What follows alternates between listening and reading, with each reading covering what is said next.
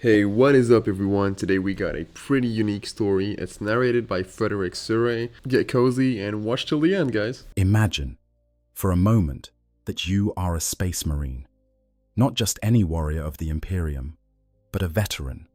Someone who has fought and bled across a dozen worlds. Who has watched brothers fall and empires crumble. Who has endured horrors that would shatter the mind of any ordinary human being. You have served your chapter faithfully for decades, perhaps centuries. You have risen through the ranks, earned your honors, and carved your name into the annals of your brotherhood with blade and bolter. Your chapter is your family, your fortress monastery is your home, and the battle brothers who fight beside you are closer to you than any blood relation could ever be. And then, one day, a message arrives. It does not come through the usual channels. It does not bear the seal of your chapter master or the stamp of the administratum. Instead, yes, it carries a mark that makes even hardened veterans pause, a symbol that speaks of ancient oaths and terrible responsibilities. The silver skull of the DeathWatch, rendered against a field of deepest black, and beside it, the rosette of the Ordo Xenos, the alien hunters of the Imperial Inquisition. You have been chosen. Of all the warriors in your chapter, of all the veterans who have proven themselves time and again against the enemies of mankind, you have been selected for a duty that transcends the bonds of brotherhood, a calling that demands you set aside everything you have ever known. Your chapter's colors, your company's banner, the rituals and traditions that have defined your existence since the day you were first implanted with the gene seed of your Primarch, all of it must be left behind. Because you are being sent to join the DeathWatch. This is not a punishment, though it may feel like one in the quiet hours before departure. This is not an exile, though the loneliness that awaits you will test you in ways that no battlefield ever could. This is an honor, the highest honor that many chapters can bestow upon one of their own. To be chosen for the long vigil, to stand among the finest warriors from across 1,000 different chapters, to take up arms against the alien menace that threatens humanity's very existence. That is what it means to join the DeathWatch. But what does that process actually look like? What happens when a space marine receives that summons? What trials must he endure? What oaths must he swear? What sacrifices must he make before he can call himself a member of this most elite and secretive brotherhood? That is the story we are going to explore today. From the very first whisper of selection to the final moment when black paint covers the colors of a lifetime service, we are going to walk through every step of what it means to join the DeathWatch. We will explore the ancient origins of this unique chapter, the sacred oaths that bind its members, the weapons they wield, the fortresses they call home, and the enemies they are sworn to destroy. So, settle in. Get comfortable. Let the weight of the galaxy fade away for a while, and let me tell you about the warriors who stand between humanity and the endless darkness of the alien void. This is the story of the DeathWatch. As there is a saying that echoes through the halls of every watch fortress in the Imperium, a phrase that captures the extraordinary selectivity of this brotherhood in a single breath. Amongst 100 men, there may be none fit for the Adeptus Astartes. Amongst 100 space marines, there may be one fit for the DeathWatch. Think about that for a moment. The process of creating a single space marine is already one of the most brutal and selective procedures in the entire Imperium. Thousands of aspirants are tested, and only a handful survive the grueling trials of selection. Of those who survive, many more will die during the implantation process, their bodies rejecting the gene seed that would have transformed them into something more than human. The survivors endure years of additional training, hypnotic conditioning, and surgical enhancement before they can even call themselves scouts, let alone full battle brothers. And yet, from among these already extraordinary warriors, the DeathWatch demands even more. The selection process varies from chapter to chapter, as you might expect. The Imperium is vast beyond comprehension, spanning 1,000,000 worlds across the breadth of the galaxy, and the 1,000 or so chapters of the Adeptus Astartes. each have their own traditions, their own cultures, their own ways of honoring the ancient compact that binds them to the DeathWatch. Some chapters view secondment to the DeathWatch as the highest possible honor, a reward for a lifetime of exceptional service. Others treat it as a solemn duty, a tithe that must be paid to fulfill oaths sworn centuries ago. And for a rare few, our service in the DeathWatch serves another purpose entirely, a path of redemption for warriors who carry the weight of some great shame or failure. But regardless of the reason, the process always begins the same way, with a choice. In most chapters, the selection is made by the chapter master himself, or by a senior officer acting with his authority. The warrior chosen is typically a veteran of considerable experience, someone who has demonstrated not only exceptional combat prowess, but also the flexibility of mind and strength of character needed to operate far from the familiar structures of his home chapter. This is crucial, because a DeathWatch Marine will be expected to fight alongside warriors from dozens of different chapters, each with their own fighting styles, their own tactical doctrines, as their own deeply held beliefs about the proper way to wage war. A rigid, inflexible warrior, no matter how skilled, would be worse than useless in such an environment. The chosen warrior is informed of his selection in whatever manner befits his chapter's traditions.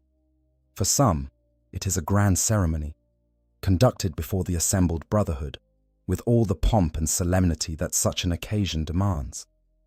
For others, it is a quiet conversation behind closed doors, a private moment between a commanding officer and the warrior he has chosen to send into the unknown. And for the chapters that maintain the closest ties with the Inquisition, it may come as nothing more than a sealed order, delivered by courier and opened in the privacy of the warrior's own cell. Regardless of how the news is delivered, the reaction is almost always the same. A mixture of pride and apprehension, of honor and loss.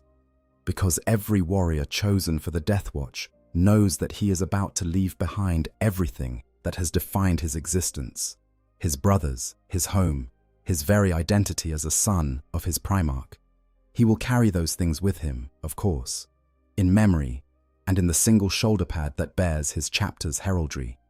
But for the duration of his service in the DeathWatch, he will be something else entirely, something new, something that exists at the intersection of 1,000 different traditions, united by a single, burning purpose: the destruction of the alien. Let us talk about what happens next. Once a Marine has been selected for secondment to the DeathWatch, there is typically a period of preparation that can last anywhere from a few days to several weeks, depending on the urgency of the need and the distance to the nearest watch fortress. During this time, the chosen warrior sets his affairs in order, such as they are. Space Marines are not creatures of material possession, but they do have responsibilities, bonds, and obligations that must be addressed before departure.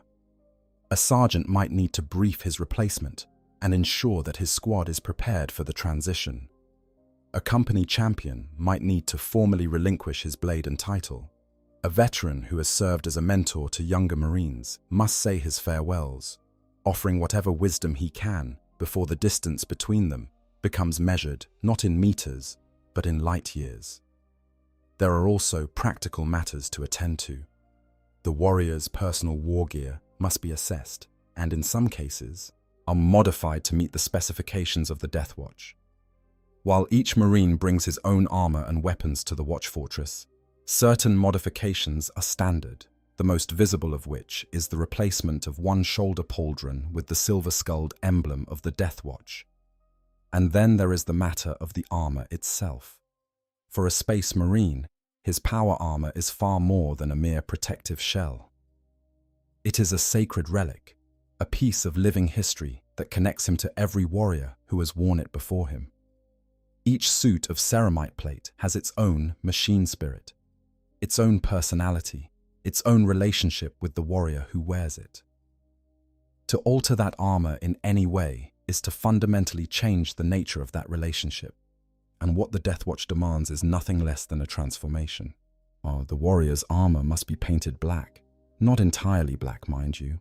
That would be a dishonor to the armor's machine spirit, an affront to the ancient compact between warrior and warplate that stretches back to the earliest days of the Imperium. Instead, the majority of the armor is repainted in the somber black of the DeathWatch, while one shoulder pad, typically the right, retains the colors and heraldry of the Marine's home chapter. This single splash of color against the field of midnight serves as both reminder and promise. A reminder of where the warrior came from, and a promise that he will one day return. The act of repainting is itself a ritual, carried out with the same reverence and solemnity that attends any significant moment in a Space Marine's life. In many chapters, it is performed by the chapter's own artificers, the master craftsmen who maintain and repair the sacred armor of the Brotherhood. They work in silence, applying each coat of black paint with the care and precision of an artist creating a masterpiece. Because in a very real sense, that is exactly what they are doing. They are creating a visual representation of the sacrifice their brother is about to make, a physical manifestation of the oath he is about to swear. Some chapters add their own flourishes to this process. The Black Templars, ever zealous in their devotion, inscribe prayers and oaths of moment upon the newly blackened plates, tiny words of faith that will accompany the warrior into his new service. The Salamanders, with their love of craftsmanship, ensure that the quality of the black paint is beyond reproach, and mixing it with rare pigments that give it a depth and richness that speaks to their chapter's artistic traditions. The Space Wolves, characteristically, treat the whole affair as something of a send-off, with the departing warriors' packmates gathering to share stories and mead before their brother departs for warmer skies and colder company. But beneath these surface differences, the underlying reality is the same for every warrior. He is leaving his old life behind. He is stepping into the darkness, and he is doing it willingly, because duty demands no less. The journey to a watch fortress is often the first taste of isolation that a newly selected Marine experiences, depending on the location of his home chapter and the watch fortress to which he has been assigned. The voyage might last weeks or even months, are spent aboard vessels that are unfamiliar and crewed by mortals who regard the lone Space Marine in their midst with a mixture of awe and fear. For a warrior accustomed to the constant company of his battle brothers, this solitude can be disorienting. Space Marines are social creatures in their own peculiar way, bound to their brothers by ties of gene seed and shared experience that run deeper than any human family bond. To be suddenly alone, cut off from that web of connection and purpose, is to experience a form of sensory deprivation that no amount of hypno-conditioning can fully prepare a warrior for. Some Marines use this time for meditation, turning inward to examine their own motivations and prepare themselves for the challenges ahead. Others study the limited intelligence briefings they have been given about the DeathWatch, of familiarizing themselves with the organization's structure, its methods, and its most common enemies. A few, particularly those from chapters with strong warrior traditions, use the voyage to hone their combat skills, training in the ship's cargo holds or practice cages with an intensity that borders on obsession. But all of them, without exception, spend at least some portion of the journey wondering what awaits them at the end. What does await them is something that few are truly prepared for, no matter how much they study or how carefully they prepare. Because the Watch Fortress is unlike anything else in the Imperium, a place where the normal rules of Space Marine existence are turned on their head, where warriors from rival chapters must learn to fight as one, and where the line between ally and enemy is drawn not along the familiar boundaries of chapter and legion, but along the far more fundamental divide between human and alien. We will explore the Watch Fortress in detail later. But first, let us go back, far back, to the very beginning of the DeathWatch itself. Because to truly understand what it means to join this brotherhood, you must first understand why it exists. What desperate circumstance gave birth to this unprecedented alliance of chapters? What terrible threat forced the proudest warriors in the galaxy to set aside their differences and fight under a common banner? The answer lies in the darkest chapter of the Imperium's post-heresy history, a time of unimaginable crisis, when the very foundations of human civilization trembled on the brink of annihilation. In a time called the War of the Beast, in the middle centuries of the 32nd millennium, roughly 1,000 years after the catastrophe of the Horus heresy had torn the Imperium apart and left it scarred and diminished. Humanity faced a threat, unlike anything it had encountered since the War Master's betrayal. An orc warlord of staggering power and intelligence, known only as the Beast, had united the greenskin hordes of an entire sector under his brutal command, and launched an invasion of such scale and ferocity that it dwarfed every previous orc incursion in recorded history. This was not the disorganized, chaotic mass assault that most Imperial commanders had come to expect from the Greenskins. The Beast's forces were disciplined, coordinated, and equipped with technology that rivaled the Imperium's own. But they deployed massive orbital constructs called attack moons, artificial planetoids bristling with weapons that could devastate entire worlds. They used gravity manipulation technology to tear apart planetary defenses. They overwhelmed system after system with a relentlessness that spoke not of bestial fury, but of cold, calculating intelligence. The Imperium was caught completely off guard. 1,000 years of relative peace, or at least the absence of an existential threat, had bred complacency among the High Lords of Terror. The vast military machinery of the Imperium had been allowed to atrophy, its resources diverted to internal squabbles and political maneuvering. When the Beast's forces arrived in Imperial space, the response was slow, uncoordinated, and catastrophically inadequate. World after world fell to the green tide. Entire sectors were overrun, their populations slaughtered or enslaved. The Astra Militarum, the Imperial Navy, even the mighty chapters of the Adeptus Astartes, all were stretched to their breaking point and beyond. The Imperial Fists, one of the most storied chapters in the entire Imperium, were all but annihilated in the early fighting, reduced to a single surviving member. Chapter Master Corland, the last son of Rogel Dawn's legacy, was left to carry the weight of his entire chapter's honor upon his shoulders. It was Corland who would plant the seeds of the DeathWatch.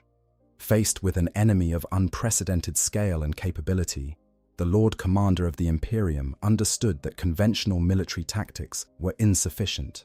You could throw regiment after regiment of guard against the Beast's forces, and they would simply be ground to dust beneath the greenskin advance. You could deploy entire chapters of Space Marines, and they would be overwhelmed by sheer numbers and the devastating technology at the Beast's disposal. What was needed was something different, something surgical, something that could strike at the heart of the enemy's power structure with precision and lethal efficiency.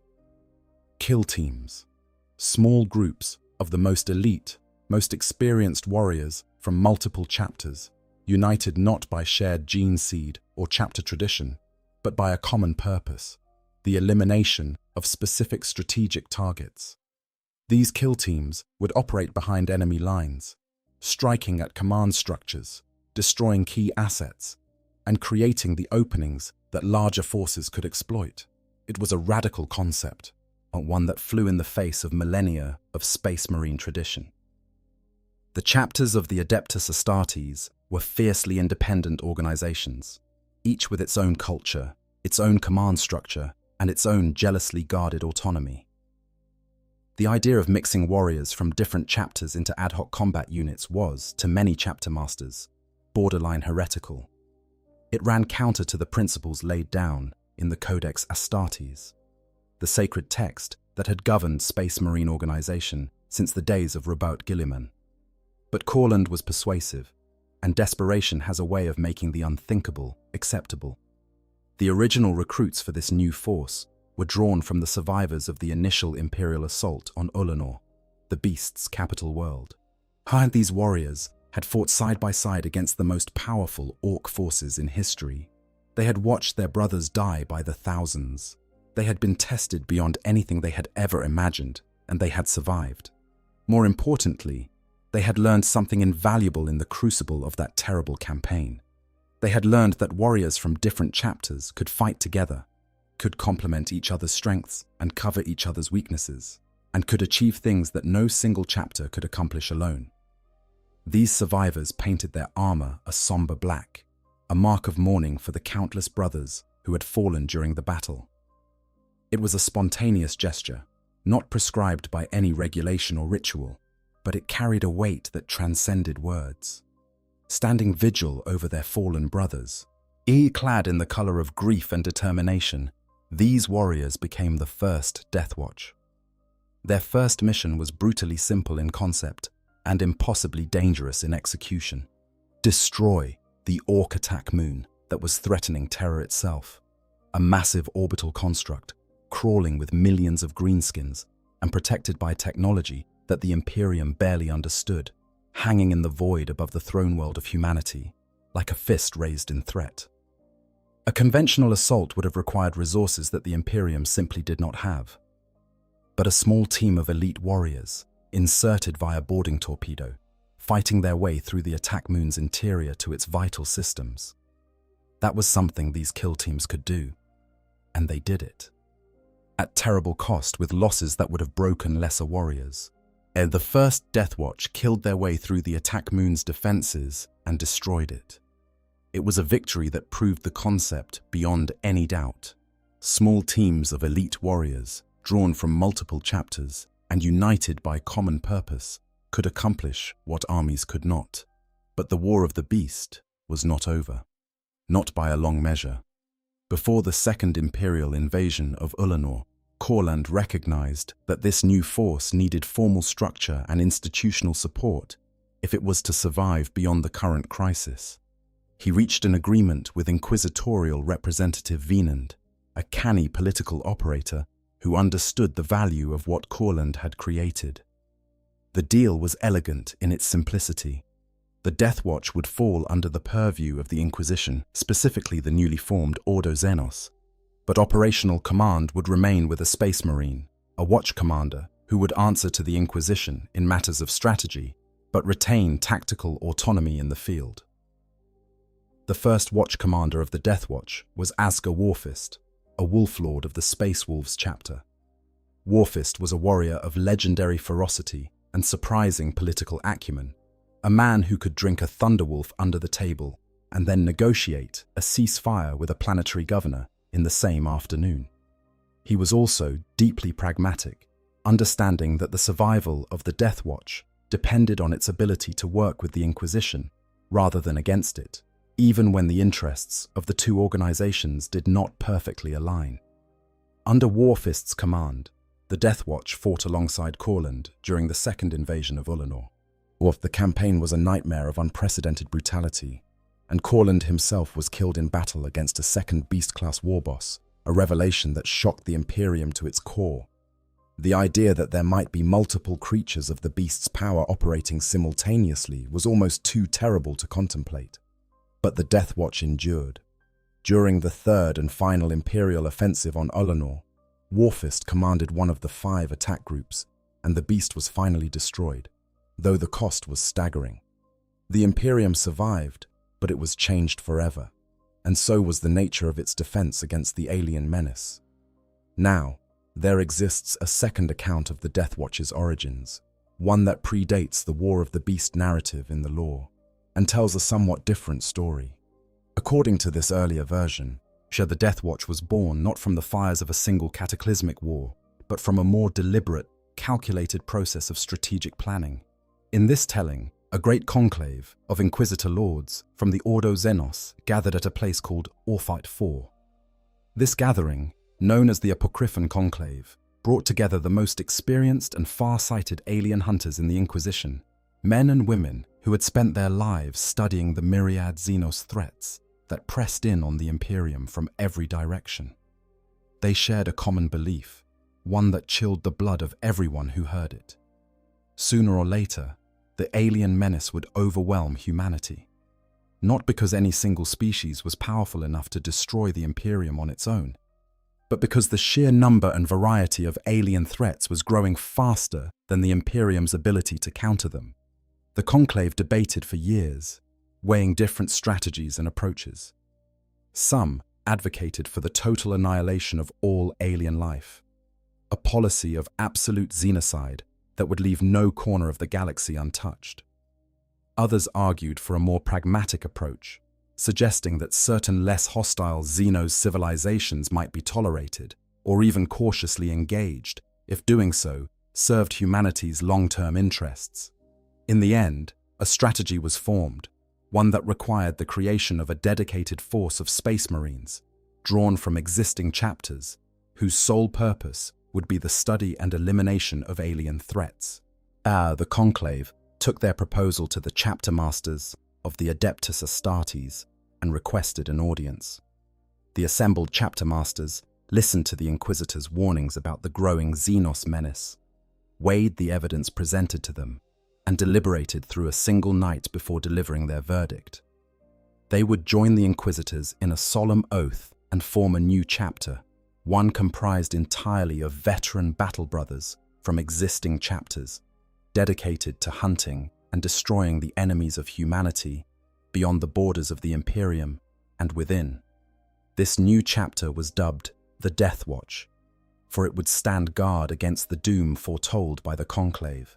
And from that day forward, the battle brothers of the DeathWatch would take the war against the alien to the very darkest reaches of the void, bringing to bear such force as no individual Inquisitor could hope to muster. These two origin stories are not necessarily contradictory. The events of the War of the Beast may have provided the catalyst, the proof of concept that convinced both the Inquisition and the chapter masters that such a force was necessary and viable. The Apocryphon conclave may have formalized and expanded upon what Corland had begun, transforming a wartime improvisation into a permanent institution. Both accounts agree on the fundamental nature of the DeathWatch, a force of veteran space marines drawn from multiple chapters, dedicated to the destruction of the alien and operating under the auspices of the Ordo Xenos. What matters, for our purposes, is not which origin story is more accurate, but what both stories tell us about the nature of the DeathWatch itself. This is an organization born from desperation and determination, from the understanding that the galaxy is filled with threats so terrible that no single chapter, no matter how powerful, can face them alone. It is an alliance forged in blood and sealed with oaths so sacred that to break them would be tantamount to heresy. And it is a brotherhood that demands of its members a sacrifice unlike any other in the Space Marine experience. The sacrifice of identity itself. But before we reach the oath-swearing and the ceremonies that await our newly selected warrior, let us linger a moment longer on the journey itself, on the quiet hours between departure and arrival, because it is in those hours that the true weight of what is about to happen begins to settle on a warrior's shoulders. Picture our marine aboard a transport vessel, somewhere in the vast emptiness between stars. The ship is an old sword-class frigate, seconded to the Inquisition for logistical duties, its corridors smelling of recycled air and machine oil.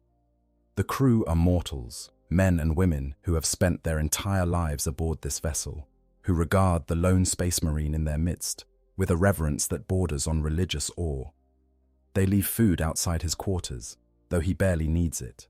They speak in whispers when he passes, their eyes fixed on the deck. They have never been this close to one of the Emperor's angels before, and the experience is both thrilling and terrifying for the Marine, whilst their attention is barely noticed.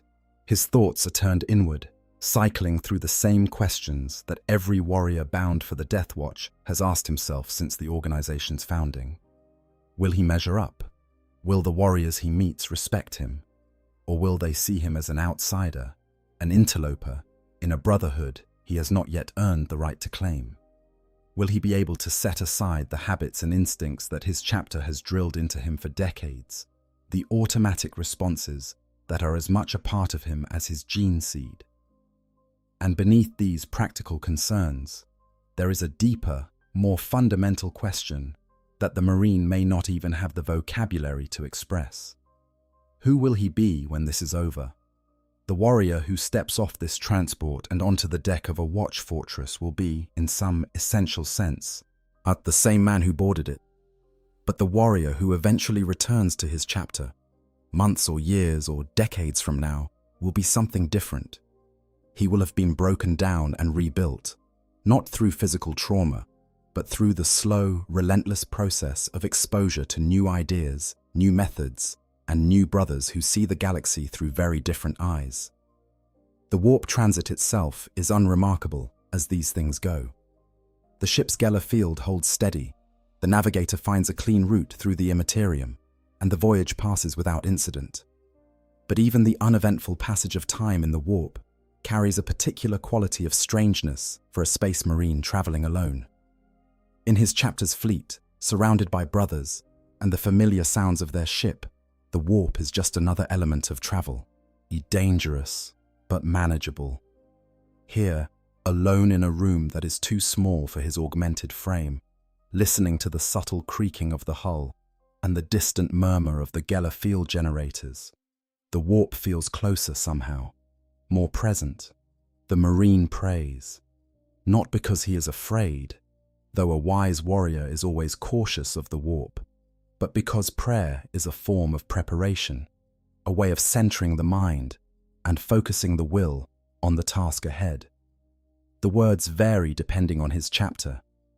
An ultramarine might recite passages from the Codex Astartes, finding comfort in Gilliman's ancient tactical wisdom. A space wolf might hum a battle hymn learned around the fires of the Fang, its melody carrying memories of brothers and mead and the howl of Fenrisian wolves.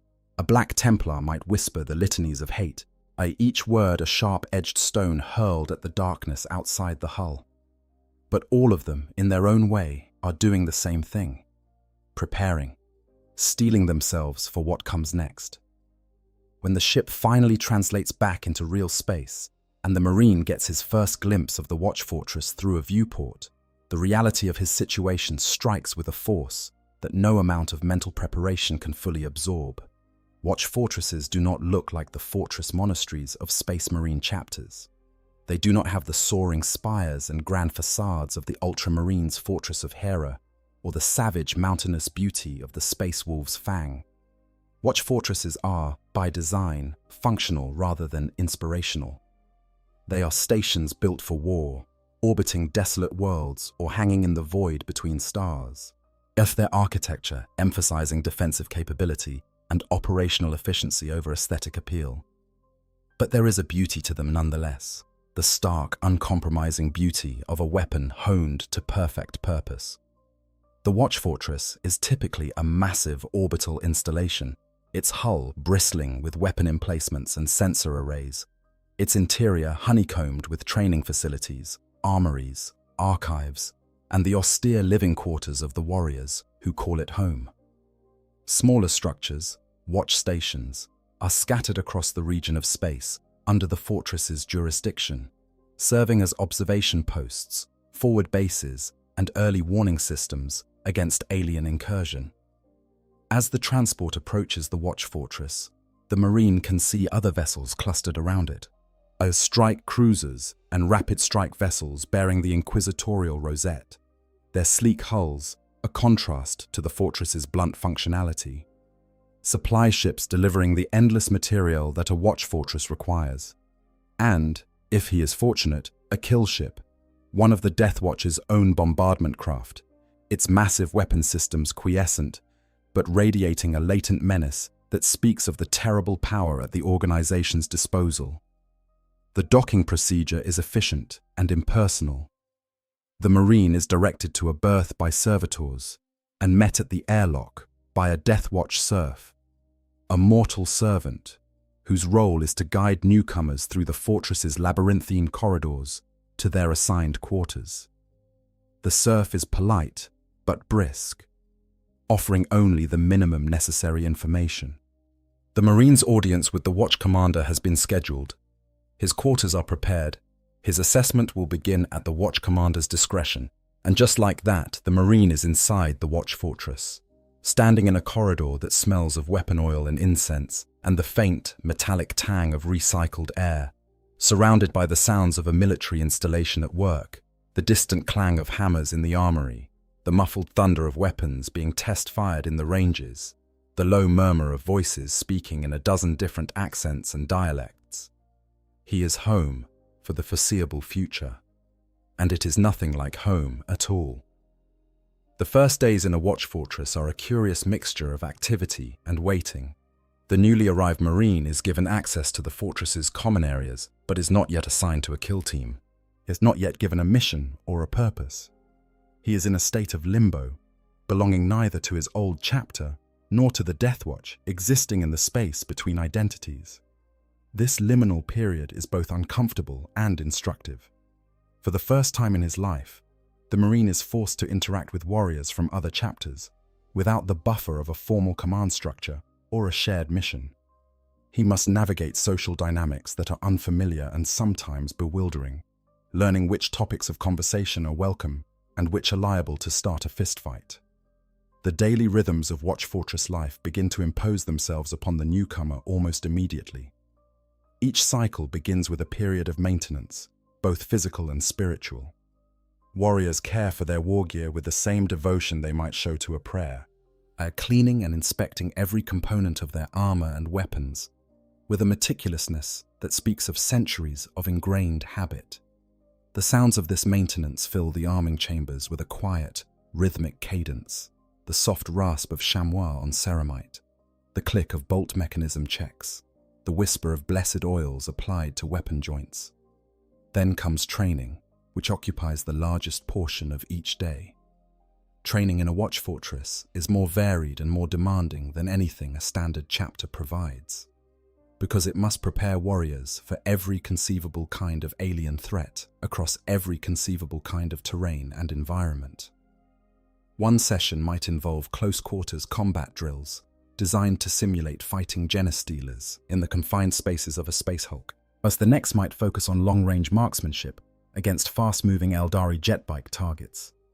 A third might place the warriors in a simulated Necron tomb complex, where they must navigate labyrinthine corridors while avoiding automated defense systems and resurrecting warriors that refuse to stay down.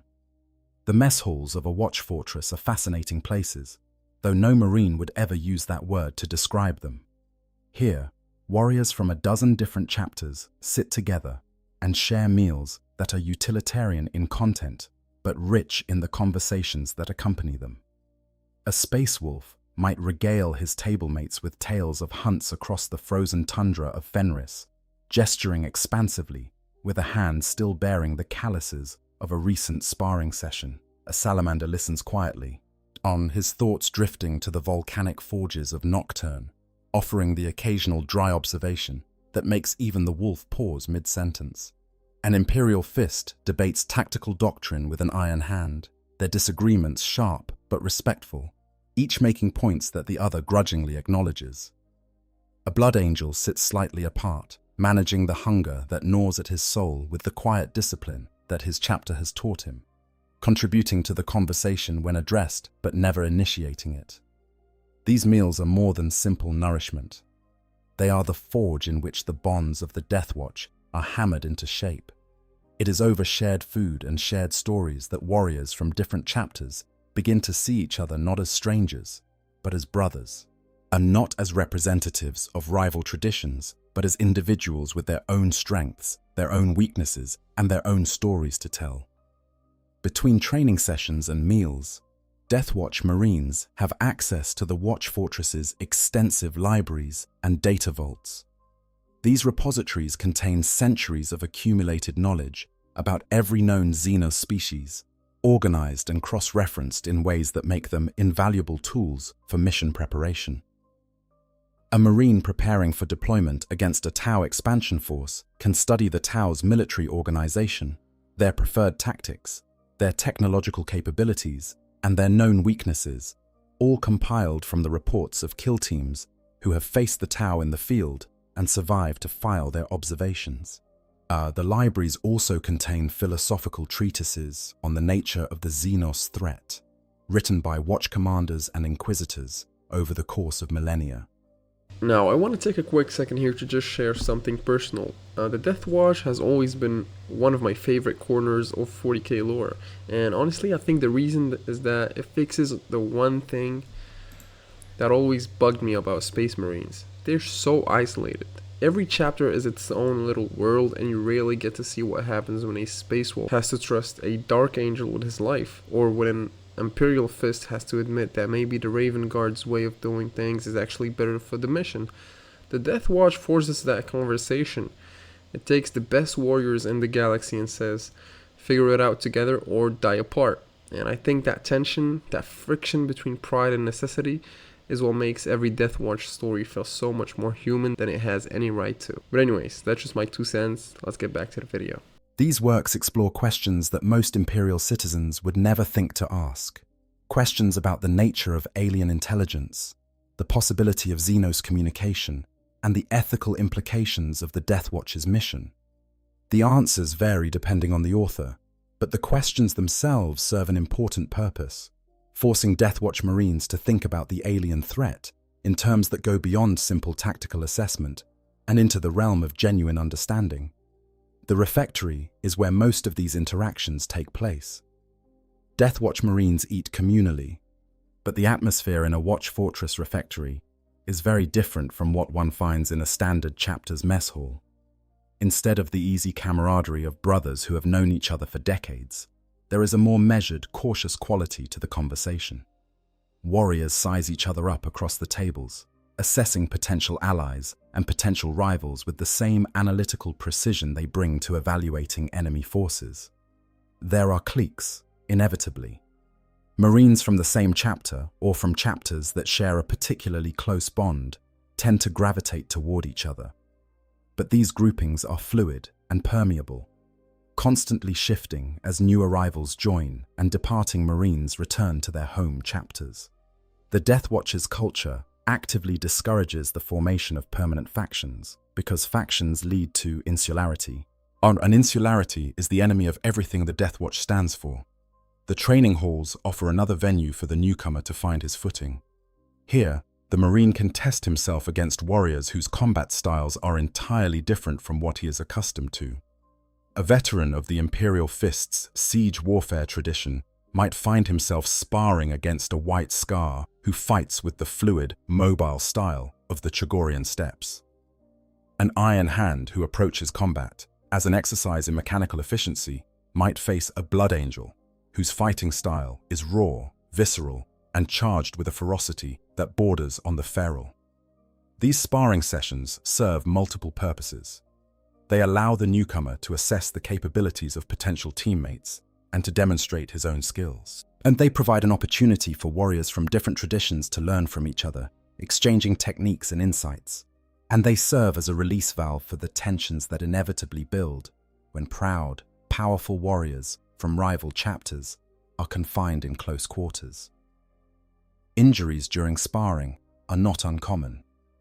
Space Marines are resilient enough to shrug off damage that would kill a mortal human several times over, and the competitive instincts that make them such formidable warriors do not simply switch off when the training session is supposed to be non-lethal.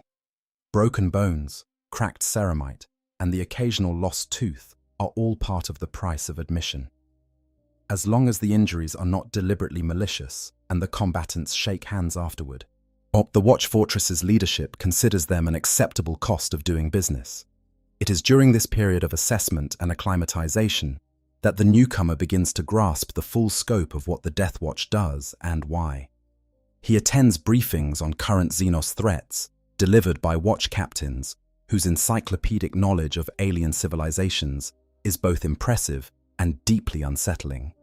He tours the Watch Fortress's archives, vast repositories of intelligence gathered over centuries of Xenos study. He examines the trophies displayed in the fortress's halls, physical remnants of alien enemies destroyed by Death Watch kill teams, each one a story of courage, sacrifice, and the relentless pursuit of humanity's survival. And he begins to understand, perhaps for the first time, why the Death Watch exists. Not just as an abstract concept, not just as an honor or a duty, but as a living, breathing necessity. The galaxy is filled with things that want to kill humanity, things that are intelligent and organized and relentlessly determined.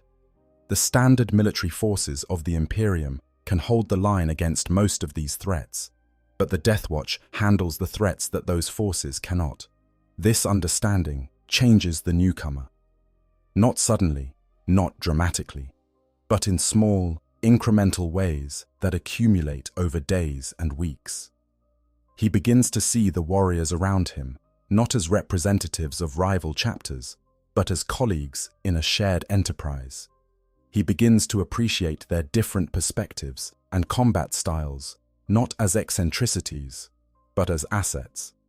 He begins, in short, to think like a DeathWatch Marine. And it is at this point, as typically, that the Watch Commander judges him ready for the next step.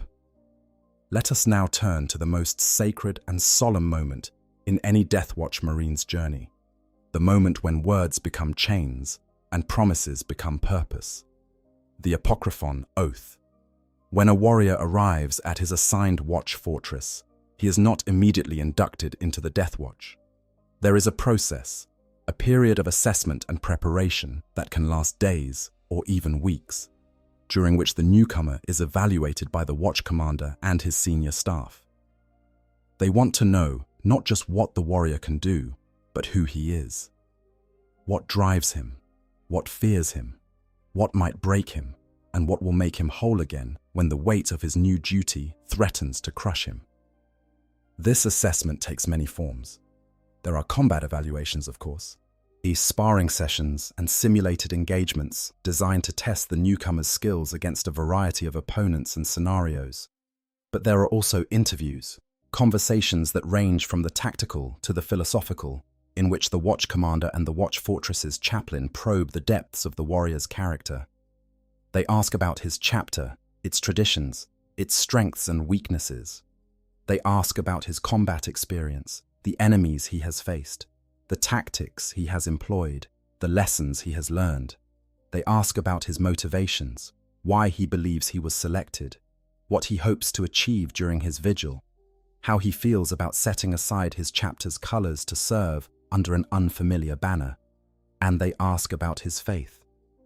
Not in any abstract, theological sense, but in the concrete, a practical sense that matters most to a warrior of the Imperium. Does he believe in the mission of the DeathWatch? Does he understand the threat that the alien poses to humanity's survival? Is he willing to set aside personal pride, chapter rivalry, and deeply held tradition to serve a cause that is greater than any single brotherhood? These are not idle questions. The history of the DeathWatch is littered with examples of warriors who could not or would not adapt to the unique demands of service in the long vigil. Rivalries between chapters, particularly long-standing feuds like the one between the Dark Angels and the Space Wolves, have occasionally erupted into open conflict within the walls of a watch fortress. Warriors who cannot set aside their chapter's prejudices, and who cannot see past the colors on a brother's shoulder pad to the common purpose that unites them, are worse than useless. They are a liability, a crack in the wall that the enemy will inevitably exploit. Assuming the warrior passes his assessment, and most do, the next step is the swearing of the Apocryphon Oath. This is the moment that transforms a visiting Space Marine into a true member of the DeathWatch, the instant when his service ceases to be an obligation and becomes a calling. The ceremony varies from watch fortress to watch fortress, but certain elements are universal. The warrior stands before the watch commander, typically in the watch fortress's main hall or chapel, surrounded by whatever DeathWatch brothers happen to be present and available. The setting is deliberately sparse, is stripped of the elaborate ornamentation that characterizes many Space Marine ceremonies. The DeathWatch does not need golden eagles or jewel-encrusted altars to lend weight to its rituals. The oath itself is weight enough. The words of the Apocryphon Oath have been passed down through the millennia, unchanged and unchangeable. They are a direct echo of the promise made at the founding of the DeathWatch, a living link to the warriors who first painted their armor black in mourning for their fallen brothers. To speak them is to join a chain of duty that stretches back across the centuries, connecting every warrior who has ever served in the Long Vigil, to the very first kill team that breached the defenses of the attack moon above Terra. The oath begins with a declaration of identity. The warrior states his name, his rank, and his chapter of origin. This is the last time he will publicly identify himself by these markers for the duration of his service. From this moment forward, he is a brother of the DeathWatch first and a son of his chapter second. The order of his loyalties has been reversed, and he must live with the weight of that inversion every day until his vigil is complete. The core of the oath is a pledge of destruction. The warrior swears, on the honor of his chapter, his primarch, and the emperor himself, to destroy the alien wherever it may be found, to confront the myriad enemies of the Imperium without hesitation or mercy, to obey the most solemn vows of the Apocryphon Conclave, and to carry out whatever missions the DeathWatch requires of him. But there is more to the oath than simple destruction, as the warrior also pledges to watch in the dark places, to safeguard the night, and to annihilate the vile Xenos and bring unto them the judgment of mankind. These phrases speak to the DeathWatch's role not just as a combat force, but as a sentinel organization, a watchfire burning in the darkness that surrounds human civilization. The DeathWatch does not simply wait for alien threats to emerge and then react to them. It actively patrols the boundaries of Imperial space, gathering intelligence, monitoring Xenos movements, and striking preemptively when the opportunity arises. The oath concludes with a statement of permanence and dedication. The warrior pledges to stand as the bulwark upon which the Imperium persists, from now unto the ending of the universe. These are not idle words. For the duration of his vigil, the DeathWatch Marine is bound by this oath as surely as he is bound by the oaths he swore when he first became a Space Marine. To break it would be to dishonor not just himself, but every warrior who has ever served under the Silver Skull. The moment the oath is spoken, the transformation is complete. The warrior is no longer merely a Space Marine on secondment. He is DeathWatch. But what does that mean in practical terms? How does the newly sworn Marine's day-to-day existence change? And what challenges does he face as he tries to find his place in this most unusual of Space Marine organizations? Let me tell you, the first thing that strikes most newly inducted DeathWatch Marines is the silence. Not literal silence, of course. A watch fortress is a busy place, filled with the sounds of weapons being maintained, armor being repaired, combat drills being conducted, and briefings being delivered. But there is a different kind of silence, a social silence that pervades the entire facility and makes it feel profoundly different from the fortress monastery that the new arrival has called home for most of his life. In a standard Space Marine chapter, a warrior is surrounded by brothers who share his gene seed, his traditions, his history, and his identity.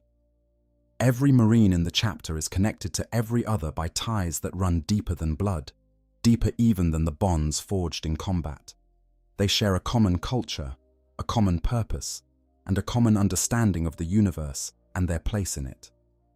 Communication between brothers is effortless, almost instinctive, because they share a common frame of reference that makes complex ideas simple and unspoken understandings universal. The Watch Fortress has none of this. In a Watch Fortress, a newly inducted Marine finds himself surrounded by strangers. Not enemies, certainly, but not brothers in the way that he has come to understand the word. These are warriors from dozens of different chapters, each with their own customs, their own beliefs, their own ways of doing things. The quiet, contemplative Raven Guard sergeant, who prefers to plan his attacks in solitude. The boisterous space wolf, who sees every meal as an opportunity for storytelling and whose laughter echoes through the refectory like thunder. The rigidly disciplined Imperial Fist, whose adherence to the Codex Astartes borders on the obsessive. The mysterious Dark Angel, whose secrets make the other Marines uneasy, though none will say so openly. These are the people the new Marine must learn to fight alongside. Not just tolerate, not just cooperate with, but trust with his life in the most dangerous situations imaginable. And he must do this while simultaneously coming to terms with his own altered identity, the strange dissonance of wearing black armor that still bears the ghost of colors he has known since childhood. The adjustment period is often difficult, and the DeathWatch makes no effort to ease it. There is no orientation program, no buddy system, no gradual introduction to the Watch Fortress's routines and expectations. The DeathWatch operates on the principle that its members are already the finest warriors the Imperium has to offer. If they cannot adapt to new circumstances on their own, they have no business wearing the silver skull. This sink or swim approach is not cruelty for its own sake. It is a deliberate test, one designed to identify and strengthen the qualities that make a great DeathWatch Marine. Adaptability, initiative, emotional resilience. The ability to find common ground with warriors whose backgrounds and traditions are wildly different from your own. These are the qualities that separate an excellent Space Marine from an excellent DeathWatch Marine, and they cannot be taught in a classroom or tested in a simulation. They can only be revealed through the crucible of lived experience. Most Marines find their footing within a few weeks, gravitating toward the warriors who share their tactical preferences or whose combat styles complement their own. Rivalries between chapters, while they never entirely disappear, are typically subsumed by the shared experience of training and fighting together against common enemies. The first time a Dark Angel and a Space Wolf find themselves fighting back-to-back against a swarm of Genestealers, most of the ancient animosity between their chapters evaporates in the heat of the moment. What remains is the simple, primal bond of warriors who depend on each other for survival. But not all adjustments are smooth. There are moments of friction, of misunderstanding, of genuine conflict that must be resolved before they can fester into something more dangerous. A White Scar whose aggressive, mobile fighting style clashes with the defensive, methodical approach favored by a Crimson Fist. A Blood Angel who must conceal the dark secret of his chapter's flaw from brothers who might not understand. A Salamander whose compassion for civilian populations conflicts with the cold pragmatism that some kill team missions demand. These conflicts are not aberrations.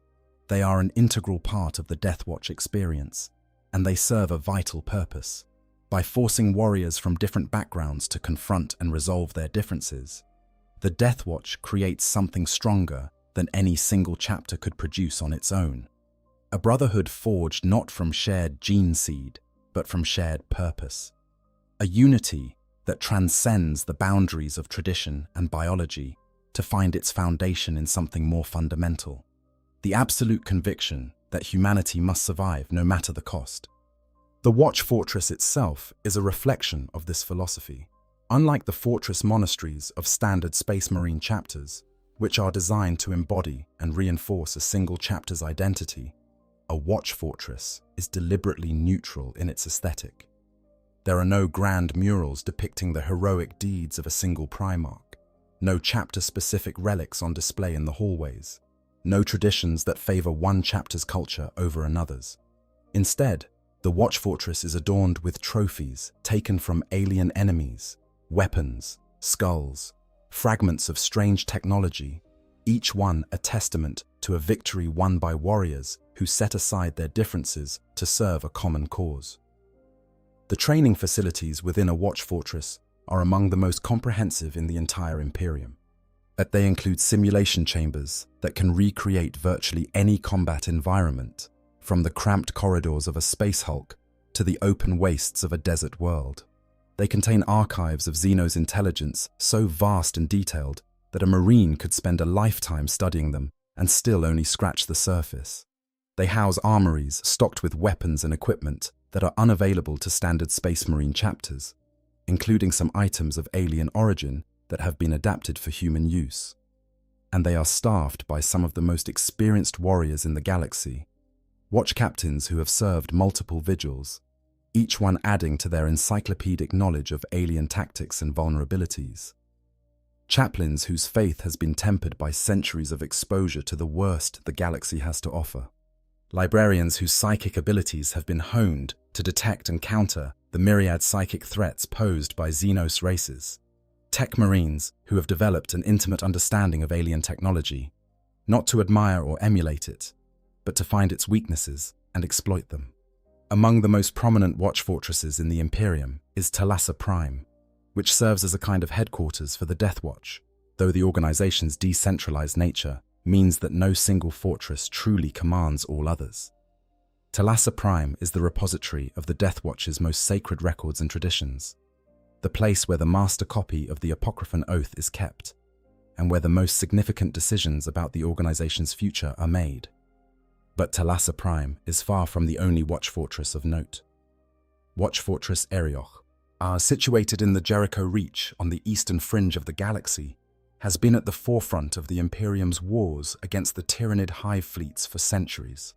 Its kill teams have developed some of the most effective anti-Tyrannid tactics in the Imperial arsenal, purchased at a cost in blood and lives that would make even the most hardened veteran weep. Fort Excalibris, in the Segmentum Obscurus, watches over some of the most dangerous regions of space in the northern galaxy. Its kill teams have fought against Drukhari raiders, Necron dynasties, Hrud migrations, and a dozen other threats that would be unfamiliar to most Imperial citizens, but are all too real to the warriors who stand vigil against them. In the 41st millennium, our Fort Excalibris has been stretched to the breaking point as multiple Xenos threats converge on its area of responsibility simultaneously. Fort Pikmin stands sentinel in the Ghoul Stars, a region of space beyond the eastern fringe that harbors some of the most terrifying alien threats known to the Imperium. The Barghisi, a species of such horrifying violence that the Imperium has placed a permanent quarantine around their home worlds. Awakening Necron dynasties, stirring from their eons-long slumber to reclaim stars that they ruled when humanity was still living in caves. And other things that have no name in any human language, things that exist at the ragged edge of human comprehension. Each of these fortresses has its own character, its own traditions, and its own specialities. But all of them share a common function: to serve as a base of operations for the kill teams that are the DeathWatch's primary instrument of war. And it is to the kill teams that we must now turn our attention. Because it is in the kill team that a DeathWatch Marine truly finds his purpose. A kill team is the basic operational unit of the DeathWatch, and it is unlike any other formation in the Adeptus Astartes, where a standard Space Marine squad is composed of warriors from the same chapter, trained in the same tactics, equipped with the same weapons, and led by a sergeant who shares their background and traditions. A kill team is a deliberately diverse assemblage of specialists, each one bringing a unique set of skills and perspectives to the group. The basic structure of a kill team consists of one leader, typically a watch sergeant, or, for particularly important missions, a watch captain, and between 4 and 9 DeathWatch Marines. But within this simple framework, there is an extraordinary degree of flexibility. The composition of a kill team is tailored to the specific mission it has been assigned, with the watch captain responsible for selecting warriors whose skills and experience are best suited to the task at hand. Let us walk through the formation of a kill team in some detail, because this process reveals a great deal about how the DeathWatch thinks about warfare and about the relationships between its members. The watch captain receives intelligence from the Ordo Xenos, or from the watch fortress's own sensor network, indicating a Xenos threat that requires intervention. Let us say, for the sake of illustration, that a previously unknown Tyrannid splinter fleet has been detected approaching an Imperial agri-world in the Segmentum Solar. The splinter fleet is relatively small, perhaps a dozen bioships, but the agri-world is strategically important, providing foodstuffs to several nearby hive worlds. If the Tyrannids are allowed to consume it, the resulting famine could destabilize an entire subsector. The watch captain studies the intelligence reports, assessing the nature of the threat, the terrain of the target world, and the resources available. He then begins to build his kill team, selecting each member with the care and deliberation of a master craftsman choosing his tools. For team leader, he selects a watch sergeant from the Ultramarines, as a warrior whose rigid adherence to the Codex Astartes makes him excellent at coordinating squad-level fire and movement, and whose experience with Tyrannid organisms gives him an intuitive understanding of how the hive mind operates. This sergeant has fought against 3 different hive fleet splinters over the course of his career, and he carries the scars to prove it. More importantly, he carries the knowledge, the hard-won understanding of Tyranid behavior patterns that can mean the difference between a clean kill and a catastrophic loss. Beside this leader, the watch captain places a salamander devastator.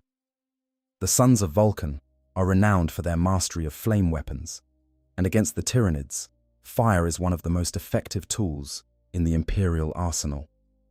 Tyranid bioorganisms are, despite their horrifying resilience, are ultimately composed of organic matter, and organic matter burns. The salamander's expertise with flamers and melter weapons makes him ideal for burning out genestealer nests and clearing the dense, chitinous masses that Tyranids build around their synapse nodes. But the salamander brings more than just technical skill. The sons of Vulcan are also known for their compassion, their deep, abiding concern for the ordinary humans of the Imperium. On an agri-world populated by millions of civilians, this quality is invaluable. A DeathWatch Marine who can see past the tactical requirements of the mission to the human cost of failure is a Marine who will fight harder, push further, and endure more than one who views the civilian population as merely an acceptable loss. Next comes a Raven Guard Assault Marine, a specialist in stealth operations and rapid infiltration. The Raven Guard's chapter doctrine emphasizes patience, observation, and the precise application of force at the point of greatest vulnerability.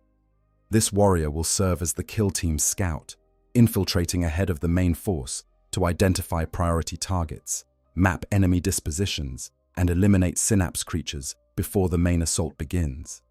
His ability to move undetected through hostile territory is a skill that few other chapters can match, and in the close, overgrown terrain of an agri-world, it will be worth its weight in adamantium. The 4th member is a space wolf, a grey-haired veteran whose keen senses and aggressive close combat style make him ideal for the kind of brutal, up-close fighting that Tyranid engagements inevitably devolve into. The Sons of Russ fight with a controlled ferocity that is perfectly suited to the desperate hand-to-hand struggles that occur when a Tyranid swarm closes with its prey. Where other Marines might hesitate in the face of a charging Carnifex, the Space Wolf will meet it head-on, his power axe singing through the air as he aims for the vulnerable joints between its chitinous plates. The Space Wolf also brings something less tangible but equally important to the team: morale. The Sons of Russ are natural storytellers and boisterous companions, and their presence in a kill team often helps to break down the barriers between Marines from different chapters. A Space Wolf who challenges his teammates to a drinking contest or regales them with tales of his chapter's legendary battles is doing more than just socializing. And he is building the bonds of trust and camaraderie that will keep the team together when the fighting becomes desperate. The 5th member is an Iron Hand, a warrior whose extensive cybernetic augmentations and cold, analytical approach to combat make him the team's designated heavy weapons specialist. The Iron Hand's philosophy of the flesh, being weak, has led this Marine to replace significant portions of his body with mechanical components, enhancing his strength, endurance, and reaction time beyond even the already superhuman levels of a standard Space Marine. He carries a heavy bolter loaded with Hellfire rounds, capable of putting down concentrated, sustained fire that can shred even the most heavily armored Tyranid bioforms. The Iron Hand's cybernetic augmentations also give him an edge in targeting and threat assessment. His artificial eyes can shift between multiple visual spectrums, detecting movement in infrared and tracking biosignatures that would be invisible to unaugmented senses. In the dense vegetation of an agri-world, where Tyranids might approach from any direction and at any angle, this capability could save the entire team's lives. These 5 warriors, drawn from 5 different chapters, with 5 different fighting styles and 5 different perspectives on the art of war, must now learn to function as a single, cohesive unit. This is the challenge that makes the DeathWatch unique among Space Marine organizations, and it is a challenge that never becomes easy, no matter how many times it is repeated. The training begins immediately after the kill team is formed. The watch captain assigns the team to a simulation chamber, a vast, configurable space within the watch fortress that can replicate virtually any combat environment. For this exercise, it has been set to mimic the terrain of the agri-world they will be deploying to. Rolling fields of grain interspersed with processing facilities and storage silos, all of it overlaid with the dense, fibrous growth that Tyranids spread across any world they infest. The team moves through the simulation, engaging servitor drones that have been programmed to mimic Tyranid behavior. The Raven Guard takes point, moving ahead of the main group with a silent grace that makes the Space Wolf, who fights with all the subtlety of a runaway battle tank, shake his head in grudging admiration. The Ultramarine Sergeant coordinates the team's movements, placing each member where their skills can be most effectively employed. Yet the Salamander and the Iron Hand provide fire support, their weapons speaking in a continuous roar that strips the vegetation away from the approaching drones. It does not go well. The first simulation ends with the team taking unacceptable casualties, a polite way of saying that the Watch Fortress's training systems estimate that 3 of the 5 members would have been killed if the engagement had been real. The problem is not skill. Every member of the team is a veteran of dozens of engagements, a warrior who has proven himself time and again against the enemies of the Imperium. The problem is coordination, or rather, the lack of it. The Raven Guard moves too far ahead, losing contact with the main group and leaving himself exposed to a flanking attack that the rest of the team cannot respond to quickly enough. The Space Wolf, seeing his brother in danger, breaks formation to go to his aid, which opens a gap in the team's defensive perimeter that the simulated Tyranids immediately exploit. The Salamander holds his position, but cannot provide effective fire support because the Iron Hand's heavy bolter is blocking his line of fire. And the Ultramarine Sergeant, accustomed to commanding Marines who share his tactical philosophy, struggles to adapt his orders to warriors who think and fight in fundamentally different ways. After the simulation, the team gathers in the debriefing room. The atmosphere is tense but professional. These are warriors, not children. They understand that failure in training is an opportunity for improvement, not a cause for recrimination. The sergeant reviews the combat logs, identifying the points of failure and discussing how they might be addressed in the next run. The conversation is not always comfortable. The Raven Guard, whose chapter prizes initiative and independent action, bristles at the suggestion that he should have stayed closer to the group. The Space Wolf argues that coming to a brother's aid is an instinct that should be encouraged, not suppressed. The Iron Hand, with characteristic bluntness, points out that the team's fire discipline was poor and suggests that clearer communication protocols are needed. But through this discussion, through the friction and the disagreement, and the gradual, sometimes painful process of finding common ground, the team begins to gel. They run the simulation again, and this time they do better, and again, and each iteration smoother and more effective than the last, until the movements of 5 individual warriors begin to resemble the coordinated actions of a single organism. This process, repeated in watch fortresses across the galaxy every day, is the crucible in which DeathWatch kill teams are forged. It is not elegant, and it is not always pretty, but it works. And the teams that emerge from this process are among the most effective small unit combat formations in the entire Imperium.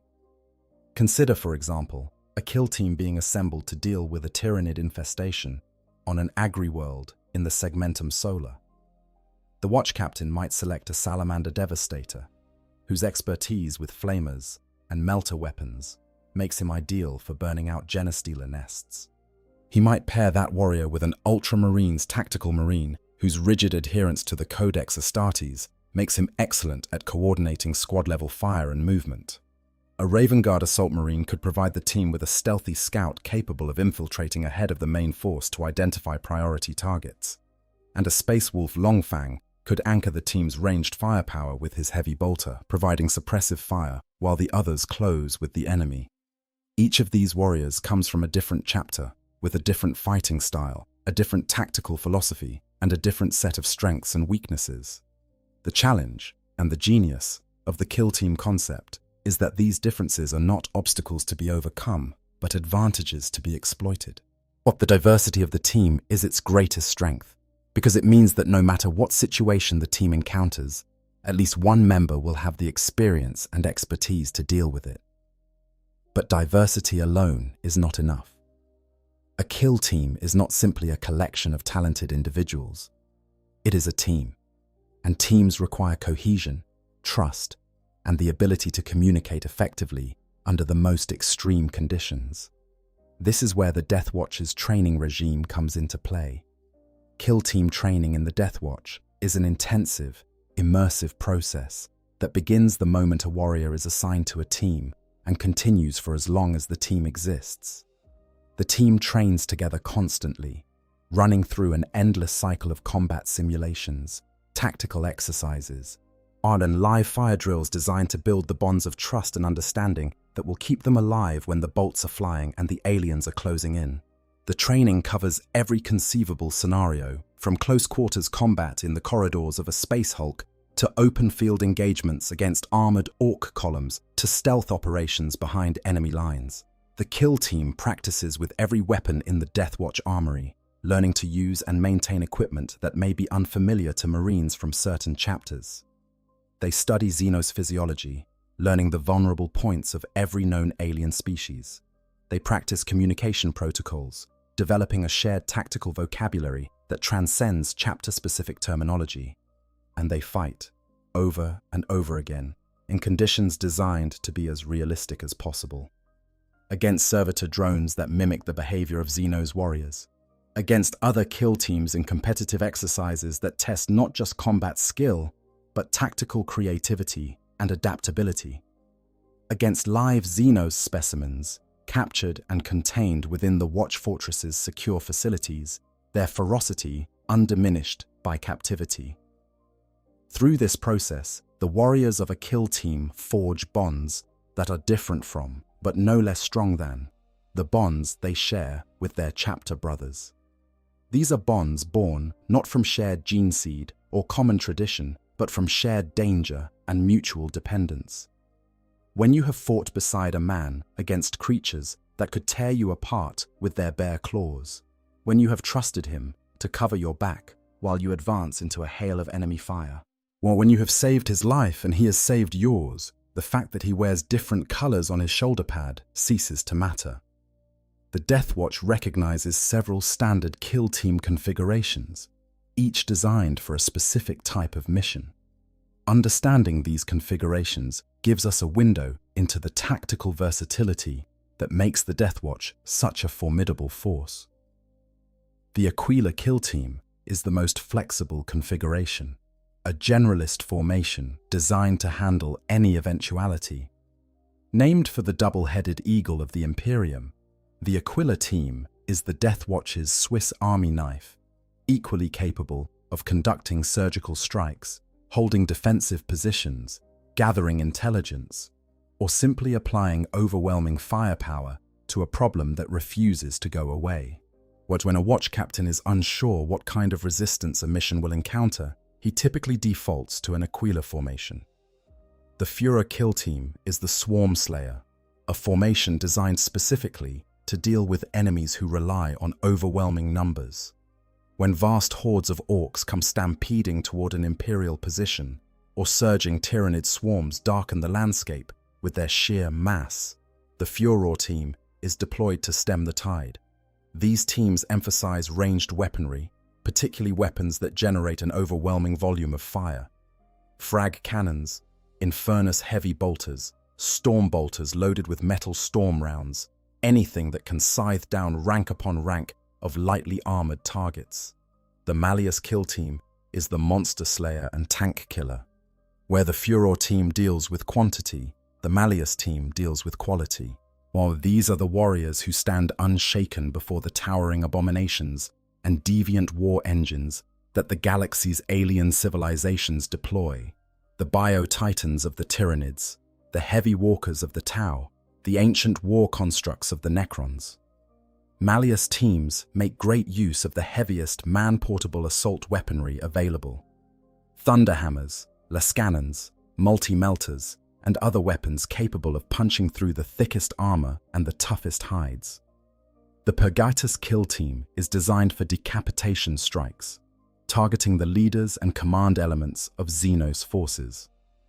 Every alien army has its linchpins, the commanders, psychers, and specialists whose removal can cause an entire force to falter and collapse. The Purgatus team specializes in identifying these targets, navigating whatever defenses surround them, and eliminating them with surgical precision. These teams often include librarians or marines with significant psychic combat experience, as many Xenos leaders employ psychic powers that must be countered before they can be engaged effectively. The Dominatus kill team studies and counters the elite forces of the enemy, the specialist units, and unique threats that can turn the tide of a battle if left unchecked. From the arrogant incubi of the Drukhari to the lethally focused immortals of the Necrons, each specialist force is its own unique threat. Dominatus battle brothers change their armaments with great regularity, equipping themselves before each mission with the optimized weaponry for the specific foe they face. The Venator kill team is the DeathWatch's fast attack and encirclement force, built around mobility and speed. These teams employ bikes, jump packs, and other rapid deployment assets to outmaneuver the enemy, cut off retreat routes, and strike from unexpected angles. The Venator team is particularly effective against enemies who rely on mobility themselves, such as Eldar Raider bands or Tau Crisis suit formations. And then there is the Spectrus kill team, designed around stealth and reconnaissance. Built from Marines who wear Phobos pattern armor, the Spectrus team operates behind enemy lines, gathering intelligence, sabotaging infrastructure, and eliminating key targets without ever being detected. These teams include infiltrators, incursors, reavers, and eliminators, specialists in the arts of shadow warfare. And each of these configurations represents a different approach to the fundamental challenge that the DeathWatch faces. How to destroy an enemy that comes in 1,000 different forms, with 1,000 different capabilities, across 1,000,000 different battlefields. The answer, as always with the DeathWatch, is adaptability. No fixed doctrine, no rigid tactical framework, no one-size-fits-all solution. Instead, a fluid, responsive approach that matches the tool to the task with the precision of a master craftsman selecting the right instrument for a delicate operation. This adaptability extends beyond the composition of individual kill teams to the way those teams are deployed and coordinated. A watch captain overseeing a major operation might deploy multiple kill teams simultaneously, each one assigned to a different objective, but all working in concert toward a common strategic goal. One team might be tasked with eliminating the enemy commander, another with destroying their communications infrastructure, a third with securing an evacuation route for civilian populations, and a fourth with holding a defensive position that prevents the enemy from reinforcing the areas under attack. The coordination required to execute such operations is extraordinary, demanding not just tactical skill, but a depth of trust and understanding between teams that can only be built through years of shared experience. This is why the DeathWatch places such emphasis on training, on building the bonds between Marines that transcend chapter boundaries. It's on creating a shared culture of excellence and mutual respect that makes the seemingly impossible a matter of routine. Now, when we talk about the kill team's ability to adapt and overcome, we must also talk about the tools they carry into battle. The weapons and war gear of the DeathWatch are among the most exotic and devastating in the entire Imperium, a curated arsenal of destruction that draws on the resources of 1,000 chapters and the forbidden knowledge of the Ordo Xenos. The most iconic element of the DeathWatch armory is special issue ammunition. While every Space Marine chapter has access to standard bolt rounds, the DeathWatch has developed, refined, and stockpiled a range of specialized ammunition types that transform the humble bolter from a devastating infantry weapon into a versatile platform capable of engaging virtually any target. Hellfire rounds, for example, contain a virulent bioacid that is particularly effective against tyrannid organisms, eating through their chitinous armor and disrupting their biological processes. Kraken penetrator rounds feature an adamantine core and a more powerful propellant charge, giving them greater range and armor-piercing capability than standard bolt rounds. Metal storm frag shells detonate before impact, showering the target area with a hail of razor-sharp fragments that can shred lightly armored infantry. And Stalker silenced shells incorporate built-in sound suppression, allowing a DeathWatch Marine to engage targets without revealing his position. This ammunition is not freely available to other Space Marine chapters. It is produced in limited quantities by the DeathWatch's own tech Marines, using techniques and materials that are closely guarded secrets. The ability to load different ammunition types depending on the target is one of the DeathWatch's most significant tactical advantages, allowing a single squad to engage a wide variety of enemies without needing to swap weapons or call for reinforcements. But special issue ammunition is just the beginning. The DeathWatch also maintains stocks of weapons that are unique to their armory, items that cannot be found in the equipment lists of any standard Space Marine chapter. The frag cannon, for example, is a devastating close-range weapon that can fire either a concentrated blast of armor-piercing shells or a dispersed cloud of fragmentation rounds, depending on the situation. It is particularly effective in the confined spaces of a space hulk or the narrow corridors of an alien vessel, where its ability to saturate a kill zone with lethal fragments can clear an entire chamber in a single burst. The Infernus Heavy Bolter combines the sustained fire capability of a heavy bolter with an underslung heavy flamer, creating a weapon that can deal with both armored targets at range and massed infantry up close. It is a favorite of Marines who find themselves deployed against enemies that employ mixed arms tactics, as it allows a single warrior to fulfill multiple battlefield roles without needing to carry additional weapons. The DeathWatch shotgun is another specialist weapon, designed for close-quarters combat situations where the precision of a bolter is less important than the raw stopping power of a heavy-caliber slug. Loaded with specialist ammunition types, including Xenopurge rounds containing a cocktail of caustic chemicals, the shotgun can be configured for a variety of targets and engagement ranges. And then there is the Xenophase blade. If there is a single weapon that embodies the philosophy of the DeathWatch, it is the Xenophase blade. These mysterious weapons are ancient artifacts of alien origin, likely Necron, though the exact source is never officially confirmed. Their viridian blades ripple with a molecular realignment field that allows them to cleave through force fields, psychic wards, and physical armor with equal ease. Speaking of the origins of these weapons, is forbidden within the DeathWatch under penalty of excruciation, a stricture that hints at the controversial nature of wielding alien technology against its creators. The Xenophase blade is not issued to just any Marine. It is a mark of trust and achievement, awarded only to warriors who have proven themselves through extended service in the Long Vigil. To carry a Xenophase blade is to demonstrate that you have earned the Watch Commander's confidence, that you have shown yourself capable of wielding alien technology without being corrupted by it, and that you understand the terrible responsibility that comes with turning the enemy's own weapons against them. This practice, the recovery and adaptation of alien technology for Imperial use, is one of the most controversial aspects of the DeathWatch's mandate. In an Imperium where xenophobia is not merely encouraged but mandated by law and religion, the idea of using alien weapons seems deeply paradoxical. The very Inquisition that oversees the DeathWatch routinely destroys alien artifacts and executes those who possess them. But the DeathWatch occupies a unique position within the Imperial hierarchy. It is authorized, indeed expected, to study alien technology, to understand its principles and its vulnerabilities.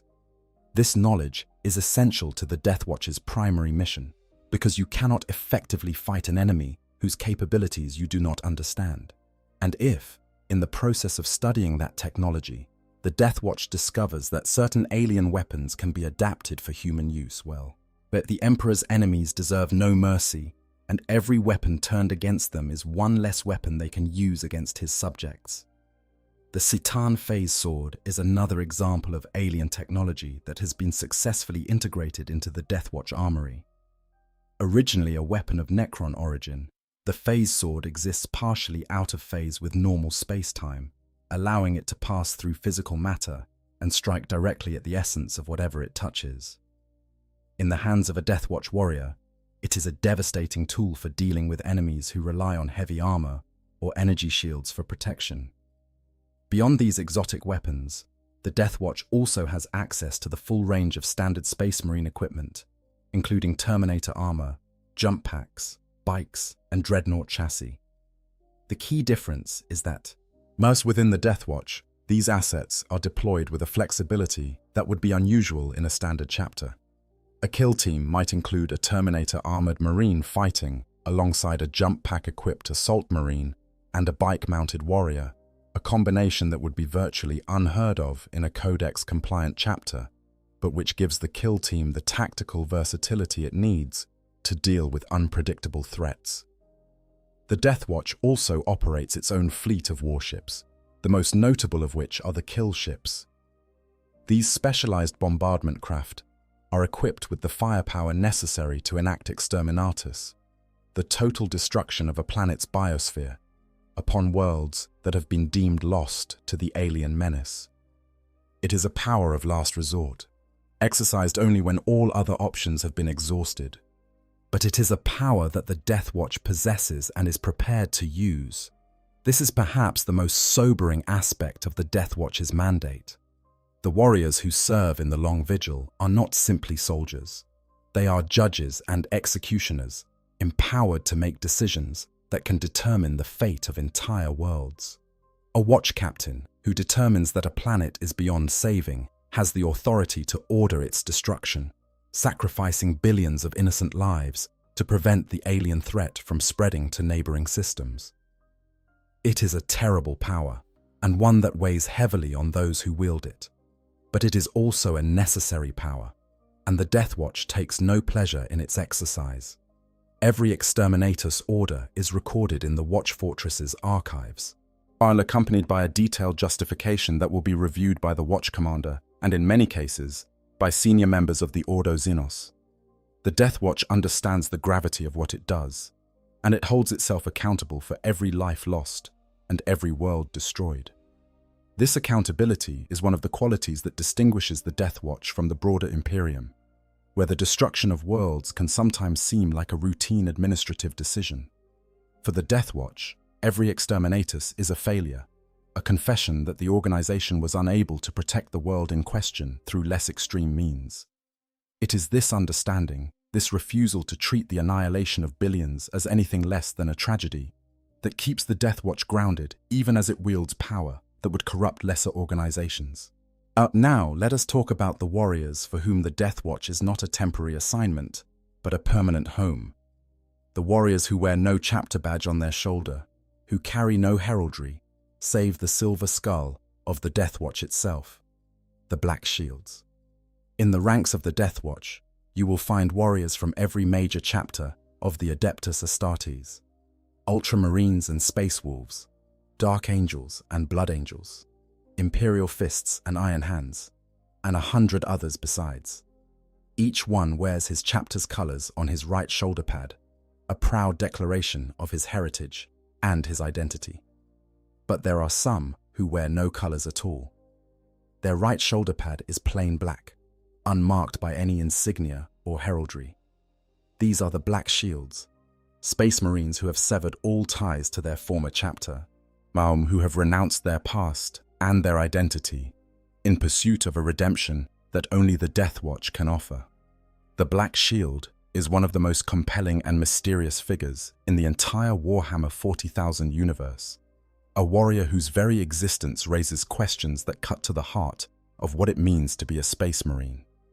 Who are these warriors? Where do they come from? And what terrible events drove them to take the most drastic step available to a Space Marine, the deliberate erasure of their own identity? The answers are as varied as the Black Shields themselves, because no two share the same story. Some are the last survivors of chapters that have been destroyed, their entire brotherhood wiped out by war, catastrophe, or the dark machinations of enemies too powerful to resist. For these warriors, the Black Shield is a choice born of grief and loneliness. Their chapter is gone, their brothers are dead, and the colors they once wore are now the colors of ghosts. Rather than carry that burden alone, they choose to set it aside entirely, offering their service to the DeathWatch in exchange for a new purpose and a new brotherhood. Others come from a darker place. Their chapters still exist, but something has gone terribly wrong. Perhaps the chapter has fallen to corruption, its warriors seduced by the whispered promises of the Chaos Gods. Perhaps the chapter has committed some great heresy, defying the authority of the Imperium or violating the sacred tenets of the Emperor's will. In these cases, the Black Shield is a warrior who chose loyalty to the Emperor over loyalty to his brothers, who abandoned his chapter rather than share in its damnation. And then there are the more personal stories. Warriors who believe they have failed in some fundamental way, who carry a burden of guilt or shame so heavy that they cannot bear to wear their chapter's colors while it remains unresolved. Perhaps a sergeant whose squad was wiped out due to a decision he made, or a captain who lost a critical battle and believes he no longer deserves the rank he held. For these warriors, the Black Shield is a path of penance, a chance to prove their worth through the most demanding service the Imperium has to offer. The process of becoming a Black Shield is strikingly different from the standard induction into the DeathWatch, where a normal secondment is arranged between the DeathWatch and the Marines' home chapter. As with formal orders and an agreed-upon term of service, a Black Shield arrives at the gates of a watch fortress alone and unannounced. He has already removed his chapter's heraldry from his armor, scrubbing away the colors and insignia that once defined him. He carries no letters of introduction, no orders of secondment, no documentation of any kind. He simply appears and asks to be admitted. Imagine the scene. A lone figure in battle-scarred power armor, its surface stripped of all identifying marks save the scratches and dents of 100 engagements. He stands before the great doors of a watch fortress, his weapons sheathed, his hands empty, his posture carrying the rigid formality of a warrior who knows he is asking for something that cannot be demanded. The fortress's sensor arrays have already identified him as a space marine, but they cannot determine his chapter of origin because there are no chapter markers to read. The serfs who monitor the fortress's external communications relay his request to the watch commander, who dispatches a greeting party. The party typically includes a senior warrior, a chaplain, and at least one armed escort, because a lone space marine of unknown origin appearing unannounced at a watch fortress is, by definition, a security concern. They meet the supplicant at the airlock and escort him to a secure chamber where the watch commander is waiting. By tradition, the watch commander who receives the supplicant does not ask about his origins. There is a conversation, held behind closed doors, in which the Black Shield may reveal whatever details he chooses. But the watch commander has no right to demand more than the warrior is willing to share. In most cases, the Black Shield offers only his name or an alias and a summary of his combat capabilities. Everything else remains a secret, locked away behind the wall of silence that the Black Shield has built between his past and his future. This tradition has drawn comparisons to the ancient Terran institution of the Foreign Legion, a military organization that accepted recruits without questioning their past, asking only that they serve faithfully and fight bravely. The parallel is apt in many ways. Like the legionnaires of old, the Black Shields of the DeathWatch come from all walks of life, from every corner of the galaxy, and from circumstances that range from the tragic to the shameful to the simply incomprehensible. And like those ancient soldiers, they find in their new organization not just a purpose, but a redemption, a chance to redefine themselves through service. The watch commander is entitled to refuse the supplicant's petition, but this is rarely done. A trained space marine is too valuable a resource to turn away, particularly one who has demonstrated the courage and determination required to sever all ties to his former life. The DeathWatch has never been so well supplied with warriors that it can afford to reject a willing volunteer, no matter how mysterious his origins might be. However, the Watch Commander does assess the supplicant's mental stability and potential for treachery. A warrior who seems unstable, delusional, or potentially hostile will be turned away, not out of unkindness, but out of practical necessity. The DeathWatch cannot afford to take risks with the cohesion of its kill teams. Once accepted, the Black Shield swears a modified version of the Apocryphon Oath, one that acknowledges his severance from his home chapter and pledges his service to the DeathWatch without end. Unlike standard DeathWatch Marines, whose service has a defined duration, a Black Shield serves until he dies, or until he has atoned for whatever sin or shame drove him to seek the DeathWatch's embrace in the first place.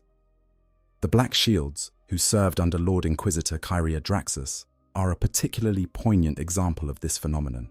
These warriors were survivors from the Brazen Drake's Space Marine chapter, a brotherhood that was destroyed when it fell to corruption.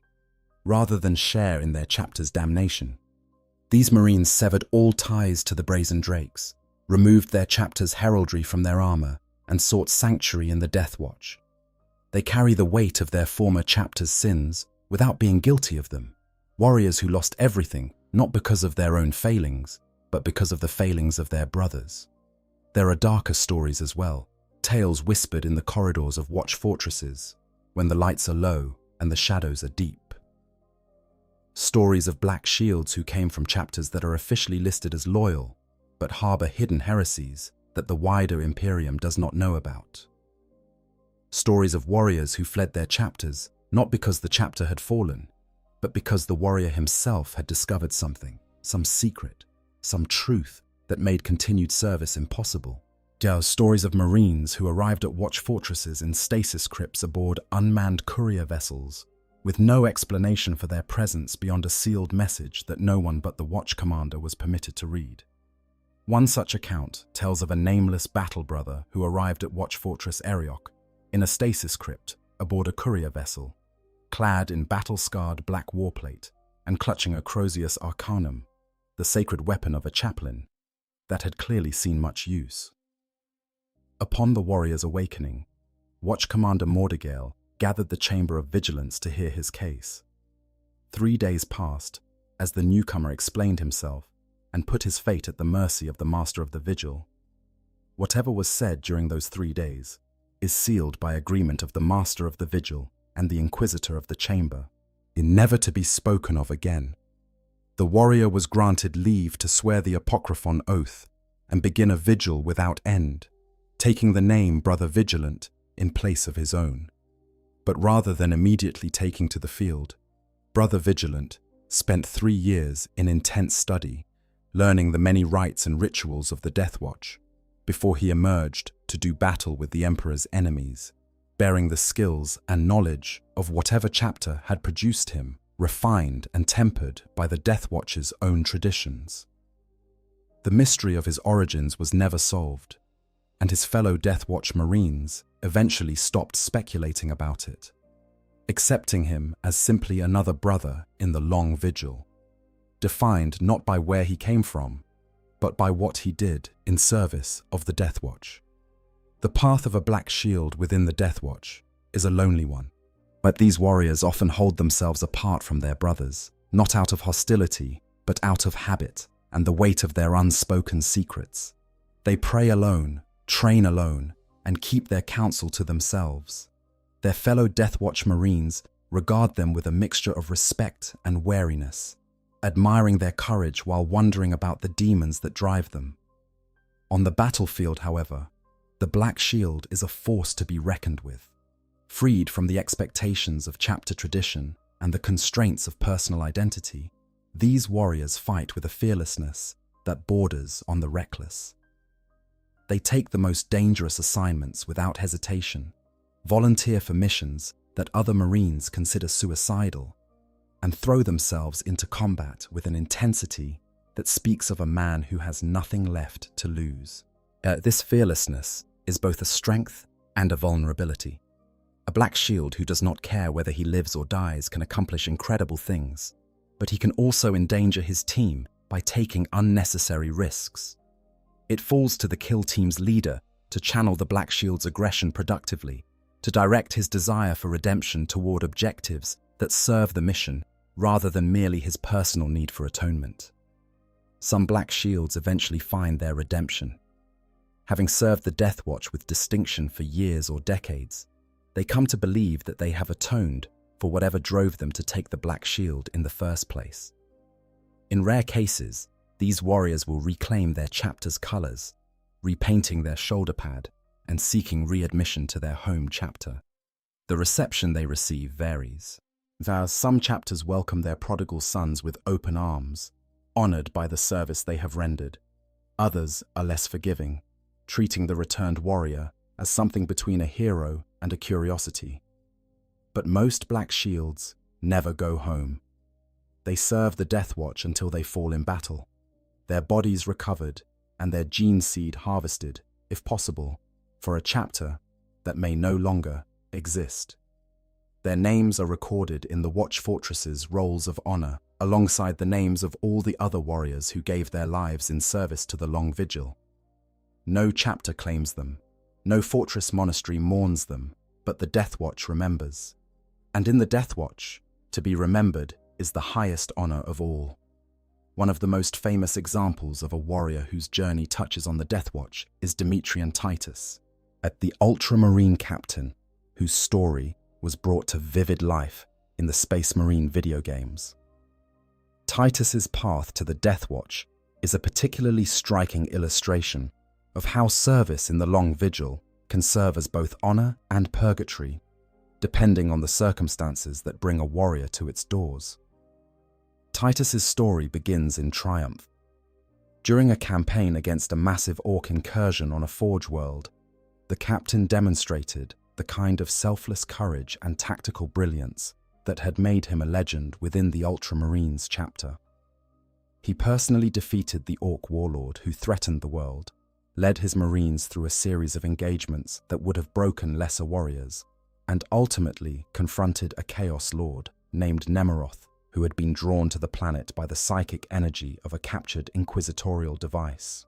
Yet in the final moments of that campaign, Titus survived something that should have been impossible. A blast of pure warp energy, channeled through the Chaos Lord's sorcery, struck him full force, and yet he emerged unscathed.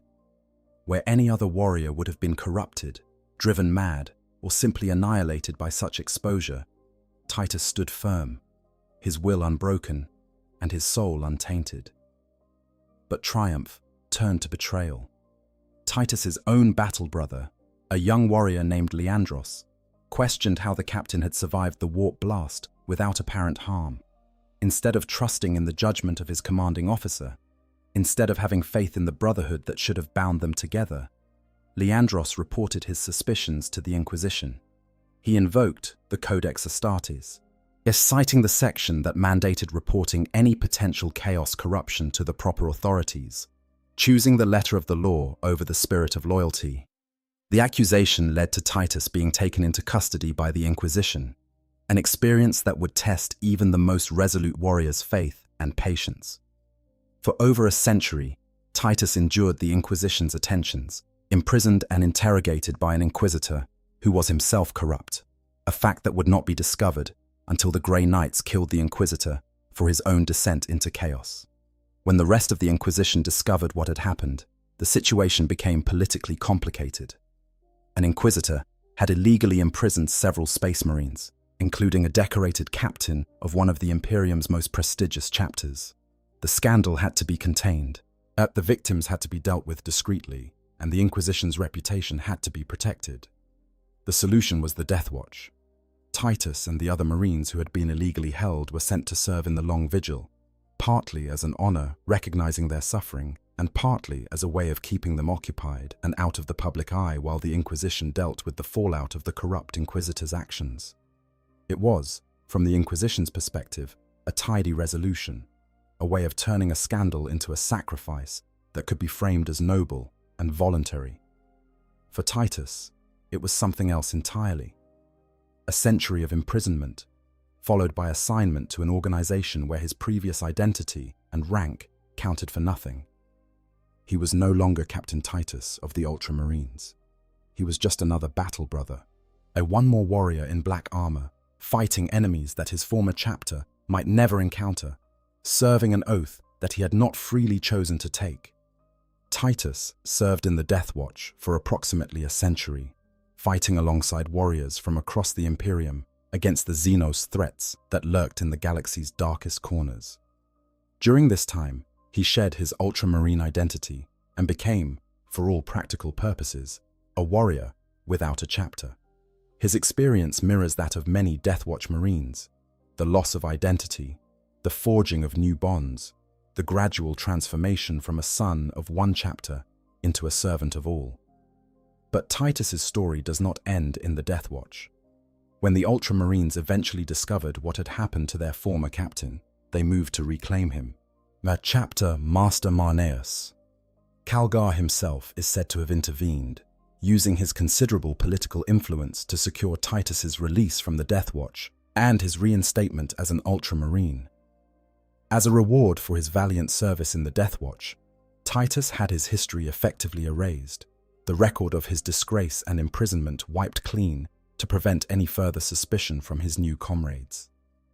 When Titus returned to the Ultramarines, he was a changed man. The century he had spent in the DeathWatch had stripped away much of the idealism that had defined his earlier service, replacing it with a harder, more pragmatic outlook, forged in the fires of countless battles against enemies that cared nothing for honor or tradition. His reinstatement as an Ultramarine captain was not without controversy, with some members of the chapter questioning the circumstances of his original disgrace and the long years of his absence. But Titus proved himself on the battlefield, as he always had, leading his new squad through a devastating Tyranid invasion with the kind of cold, efficient courage that spoke of a warrior who had been broken down and rebuilt stronger. Titus's story is significant because it highlights the transformative nature of DeathWatch service. A warrior who enters the DeathWatch as a proud son of his chapter may emerge as something quite different. His perspective broadened, his skills sharpened, and his understanding of the galaxy deepened by experiences that no single chapter could provide. This transformation is not always easy or comfortable, but it is almost always profound. And for Titus, who entered the DeathWatch not as a volunteer, but as something closer to a political prisoner, the transformation was perhaps more radical than most. He went in as a man who had been betrayed by the system he served. He came out as a warrior who had learned to serve regardless of the system, to fight for humanity, not because it was his duty, but because it was right. The oath that Titus took at the beginning of Space Marine 2 captures this ethos perfectly. "What is your life?" the voice asks. "My honor is my life." "What is your fate?" "My duty is my fate." "What is your fear?" "My fear is to fail." "What is your reward?" "My salvation is my reward." "What is your craft?" "My craft is death." "What is your pledge?" "My pledge is eternal service." These are not merely words. Yes, they are the distillation of everything that the DeathWatch represents, spoken by a warrior who has earned the right to say them through a century of sacrifice and service. For Titus, and for every warrior who has ever worn the black armor of the DeathWatch, these words are both a burden and a gift, a chain and a key. They bind the warrior to a duty that may cost him everything, but they also set him free, releasing him from the petty rivalries and political complications that plague less elevated organizations. That is the paradox of the DeathWatch. It takes everything from you, your identity, your chapter, your freedom, and in return, it gives you something that nothing else can, a purpose so pure and so absolute that it transcends the boundaries of self. The chance to stand between humanity and the darkness, to fight for something larger than any chapter or any individual warrior, and to know with absolute certainty that what you do matters. Now let us turn our attention to the enemies that the DeathWatch exists to fight: the Xenos, the alien, the other. Because you cannot understand the DeathWatch without understanding the threats that give it purpose, the horrors that lurk in the galaxy's darkest corners, and that would consume humanity whole if given the chance. The galaxy of the 41st millennium is teeming with alien life, and the vast majority of it is hostile to humanity. From the ancient and inscrutable Necrons to the savage and numberless Orcs, from the enigmatic and deadly Eldari to the ravenous and all-consuming Tyranids, the threats that press in on the Imperium from every direction are as diverse as they are dangerous. As some of these threats are ancient beyond human comprehension, civilizations that rose and fell while Earth's continents were still forming. Others are terrifyingly new, emergent powers, whose rapid growth and aggressive expansion threaten to upset the precarious balance of power that has kept the galaxy from collapsing into total chaos.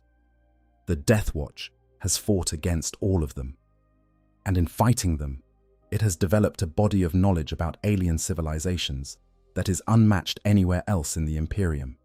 This knowledge is not academic. It is paid for in blood, earned through engagement after engagement in which DeathWatch Marines have traded their lives for intelligence that will save countless others. Every entry in the Watch Fortress's vast databases represents a lesson learned in the hardest possible way, and a truth extracted from the corpse of a fallen brother or the ruins of a lost world. The Xenolexicon, a vast and ever-growing compendium of alien species maintained by the Ordo Xenos, contains entries on thousands of different Xenos races. Most of these are relatively minor threats, species confined to a single world or a small cluster of systems, dangerous enough to warrant monitoring, but not significant enough to demand the DeathWatch's direct intervention. But a handful of these species represent existential threats to the Imperium itself. Civilizations so powerful, so numerous, or so fundamentally hostile to human life that their very existence is a clear and present danger to the survival of the species. These are the enemies that the DeathWatch was created to fight, and the way it fights them is as varied as the threats themselves. Let us spend some time with each of the major Xenos threats, understanding not just what they are, but how the DeathWatch approaches the challenge of fighting them. Because the difference between the DeathWatch and other Imperial military forces is not just one of quality or equipment. It is a difference of philosophy. Where the Astra Militarum fights wars of attrition, grinding the enemy down through sheer weight of numbers and material, and where standard Space Marine chapters fight wars of decisive action, seeking to shatter the enemy's will through overwhelming force applied at the critical point, the DeathWatch fights wars of understanding. It seeks to know its enemy so completely that every attack becomes a certainty, every defense an impenetrable wall, every strategy a perfect expression of lethality applied with surgical precision. Against the Tyranids, the DeathWatch has developed some of its most sophisticated and desperate tactics. The hive fleets are perhaps the greatest single threat to the Imperium's survival, endless swarms of bioengineered killing machines driven by a single, overwhelming purpose: the consumption of all biomass in the galaxy. Individual Tyranid organisms range in size from dog-sized termagants to city block-sized bio-titans, and they are all controlled by the hive mind, a vast psychic intelligence that coordinates the actions of trillions of creatures across the breadth of the galaxy. Fighting the Tyranids is like fighting an ocean. You can hold back the waves for a time, but the water never stops coming, and every drop you push back is replaced by 10 more. The conventional approach, while meeting the swarm head-on with massed firepower and fixed defenses, is ultimately a losing strategy. The Tyranids can simply produce bioforms faster than the Imperium can produce ammunition. The DeathWatch's approach is fundamentally different. Rather than trying to stem the tide, the DeathWatch seeks to disrupt the intelligence that directs it. The hive mind's control over individual Tyranid organisms is channeled through synapse creatures, larger, more complex bioforms that serve as psychic relay nodes. Destroy enough synapse creatures, and the lesser organisms lose their coordination, reverting to basic instinctual behavior that is much easier to contain and eliminate. This sounds simple in principle, but in practice, it is a task of extraordinary difficulty and danger. Synapse creatures are typically well protected. surrounded by layers of lesser organisms that serve as living shields.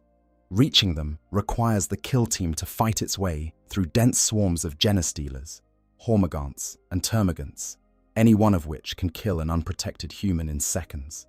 The noise is indescribable, a constant, chittering roar that fills the air like a physical force, drowning out communications and making coordination almost impossible. The DeathWatch has developed specific ammunition types for anti-tyrannid operations. Hellfire rounds, loaded into standard bolters, contain a virulent bioacid that is particularly effective against tyrannid organisms, eating through their chitinous armor and disrupting their biological processes. Kraken penetrator rounds, with their adamantine cores and enhanced propellant charges, can punch through the thick carapace of larger bioforms that shrug off standard bolt rounds. And metal storm frag shells, which detonate before impact in a cloud of razor-sharp fragments, are devastating against the densely packed swarms that characterize tyrannid attacks. But ammunition alone is not enough. The DeathWatch's real advantage against the tyrannids is knowledge, a century-spanning database of intelligence about tyrannid biology, behavior, and adaptation patterns that allows kill teams to anticipate the hive mind strategies and counter them before they fully develop. DeathWatch apothecaries have made significant contributions to this database, studying captured tyrannid specimens with a thoroughness that borders on the obsessive. They have mapped the neural pathways that connect individual organisms to the synapse network, identified the chemical signatures that tyrannid organisms use to communicate over short distances, and developed countermeasures that can disrupt these signals, temporarily severing the link between synapse creatures and the lesser organisms they control. This research has also revealed something deeply unsettling about the tyrannid threat. The hive mind learns from every encounter with the Imperium. Every tactic that works against the tyrannids today may be countered by new adaptations tomorrow. Every weapon that proves effective will eventually face organisms engineered to resist it. The DeathWatch is locked in an arms race with an enemy that has billions of years of evolutionary experience and the ability to redesign its forces at the genetic level between engagements. It is a sobering thought, and one that weighs heavily on the warriors who fight this war. But the DeathWatch does not despair. It adapts, as it has always adapted. It studies, it learns, it develops new tactics and new weapons. And it fights, battle by battle, world by world, splinter fleet by splinter fleet, holding the line against an enemy that cannot be beaten in any final, decisive sense, but can be contained, slowed, and denied the biomass it needs to sustain its endless advance. Watch Fortress Eriok, situated in the Jericho Reach, has been at the forefront of this war for centuries. Its kill teams have developed some of the most effective anti-tyrannid tactics in the Imperial arsenal, purchased at a cost in blood and lives that is staggering even by the standards of the 41st Millennium. So when Hive Fleet Dagon was identified as the greatest singular threat to the Achilles Crusades forces in the Jericho Reach, it was Eriok's kill teams that bore the brunt of the fighting, conducting extended special operations against the Hive Fleet while conventional forces engaged in the broader war. The DeathWatch's kill teams infiltrated tyrannid bioships, cutting their way through the pulsing organic corridors of vessels that were as much living organisms as machines of war. They fought genestealers in the darkness of infested mines, where every shadow might conceal a creature capable of rending ceramite with its bare claws. They stood their ground against waves of termagants and hormagaunts, their bolters roaring and their blades singing, or holding the line until the last civilian was evacuated or the last synapse creature was destroyed. Many of these warriors did not come back. The rolls of honor at Watch Fortress Eriok are long, and they grow longer with every passing year. But the knowledge they gathered, the intelligence they paid for with their lives, has saved billions. It has informed the strategies of Imperial commanders across the galaxy, given the defenders of besieged worlds the tools they need to survive, and ensured that the Imperium's response to the tyrannid threat is as effective as limited resources allow. The war against the Orcs presents a very different challenge. Where the tyrannids are a single, unified threat, driven by a single intelligence. The orcs are a chaotic, decentralized menace that can emerge anywhere, at any time, with devastating force. Thus, an orc horde is not directed by sophisticated strategy or coordinated tactics. It is driven by an innate love of violence and destruction that is literally hardwired into the greenskin genome. But make no mistake, the lack of conventional discipline does not make the orcs less dangerous. In many ways, it makes them more so. A conventional enemy can be predicted, outmaneuvered, and outthought. An enemy driven by instinct and bloodlust operates with a chaotic unpredictability that can confound even the most brilliant tactician. An orc warband does not follow logical lines of advance or retreat. It does not secure supply lines or establish fallback positions. It simply charges towards the nearest source of combat with a directness that can be overwhelming. The sheer biological resilience of the orcs compounds this challenge. Yet an orc body is astonishingly durable, capable of shrugging off wounds that would kill a human several times over. Their biology is partly fungal in nature, which means that their cells regenerate at a prodigious rate. Orc surgeons, the barbaric individuals known as pain boys, routinely reattach severed limbs, transplant organs between patients with no concern for compatibility, and perform feats of crude but effective surgery that would horrify an imperial physician, but which get results nonetheless. An orc that loses an arm in battle might be back in the fight within hours, the limb roughly stapled and bolted back into place, fully functional if somewhat crooked. This resilience extends to the species level as well. Orcs reproduce through spores that are shed continuously from their bodies throughout their lives and in great quantities upon death. These spores can lie dormant in the soil of a planet for years, even decades, before germinating into new orc organisms. This means that an orc infestation, once established, is virtually impossible to fully eradicate, short of rendering the entire planet uninhabitable. The DeathWatch has documented cases where worlds that were thought to have been thoroughly cleansed of orc presence experienced fresh outbreaks generations later, the dormant spores finally reaching maturity and producing a new crop of greenskins that immediately began the cycle of warfare all over again. The DeathWatch's approach to orc threats typically emphasizes the elimination of leadership elements. As orc society is hierarchical in the most brutal possible sense, the biggest, strongest, and most cunning orc rises to the top and keeps his position through constant demonstrations of dominance. Remove the warboss, and the horde will typically fragment into smaller, more manageable groups as subordinate leaders fight among themselves for supremacy. This sounds simple in theory, but in practice, it is anything but. Orc warbosses are the biggest, toughest, most heavily armed individuals in the entire horde. They surround themselves with retinues of similarly massive bodyguards, elite fighters known as nobs, who have earned their positions through a career of brutal violence. Getting close enough to a warboss to deliver the killing blow means fighting through layer after layer of increasingly dangerous opposition, all while the warboss himself brings his own considerable combat capabilities to bear. A Pagatus kill team specializing in decapitation strikes is the typical DeathWatch response to a major orc threat. The team will study the horde's structure, identify the key leadership figures, and plan an operation designed to eliminate them in a single devastating strike. This often involves extensive reconnaissance, as orc hordes are surrounded by a chaotic cloud of scouts, outriders, and hangers-on that make approaching undetected extremely difficult. The DeathWatch has also learned to be wary of the more unusual orc specialists. The Weird Boys, orc psychers who channel the psychic energy generated by the greenskin collective consciousness, can unleash devastating blasts of green-tinged power that can vaporize marines in their armor. The Mech Boys, orc engineers whose understanding of technology seems to operate on an instinctive rather than intellectual level, can produce weapons and vehicles that should not function according to any known principles of physics, but which work perfectly well in orc hands. And the Commandos, the closest thing the orcs have to special forces, are capable of a crude but effective form of stealth warfare that has caught more than one overconfident kill team off guard. One of the DeathWatch's most enduring tactical innovations in fighting orcs is the use of deliberate provocation.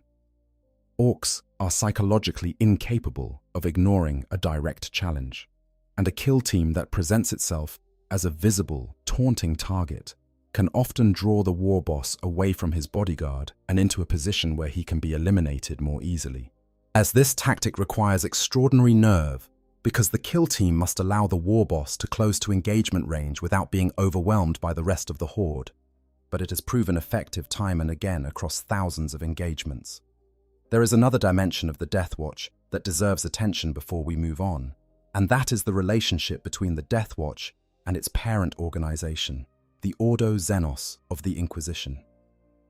This relationship is one of the most complex and nuanced arrangements in the Imperium's Byzantine political structure, and understanding it is essential to understanding how the DeathWatch operates.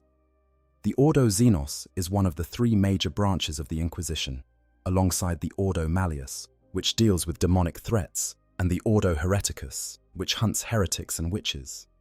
The Ordo Xenos exists to identify, study, and eliminate alien threats to the Imperium, and the DeathWatch is its chamber militant, the military arm that carries out the Ordo's directives with bolt and blade. In theory, this means that the DeathWatch operates under the authority of the Ordo Xenos, following the instructions of Inquisitors who have the political authority and the intelligence resources to identify the most critical Xenos threats. In practice, the relationship is far more nuanced.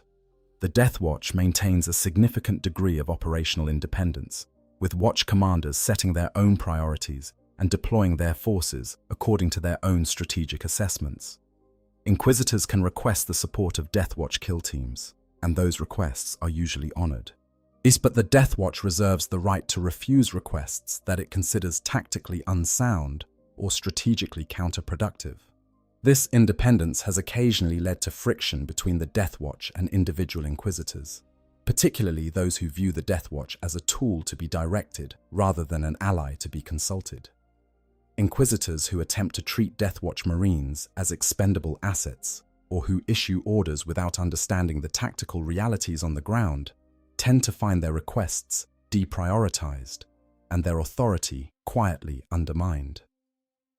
The most productive relationships between the DeathWatch and the Ordo Xenos are those in which both parties recognize each other's strengths and defer to each other's expertise.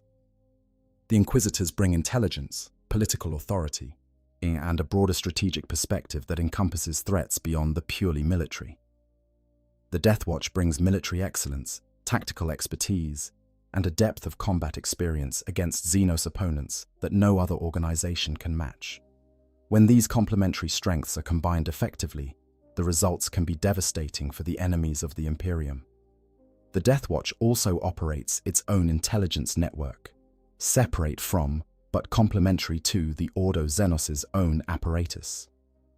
Watch fortresses maintain extensive sensor arrays, scout fleets, and informant networks that provide early warning of Xenos threats in their areas of responsibility. The data gathered by these networks is collated, analyzed, and distributed through secure channels to watch fortresses across the Imperium, ensuring that every part of the DeathWatch has access to the most current intelligence available. The librarians of the DeathWatch, Space Marine Psychers, who serve as the organization's psychic specialists, play a crucial role in this intelligence network. Their ability to perceive threats through the medium of the warp, to read the psychic signatures of alien intelligences, and to communicate across vast distances through telepathic means, gives the DeathWatch a level of situational awareness that conventional intelligence methods cannot replicate.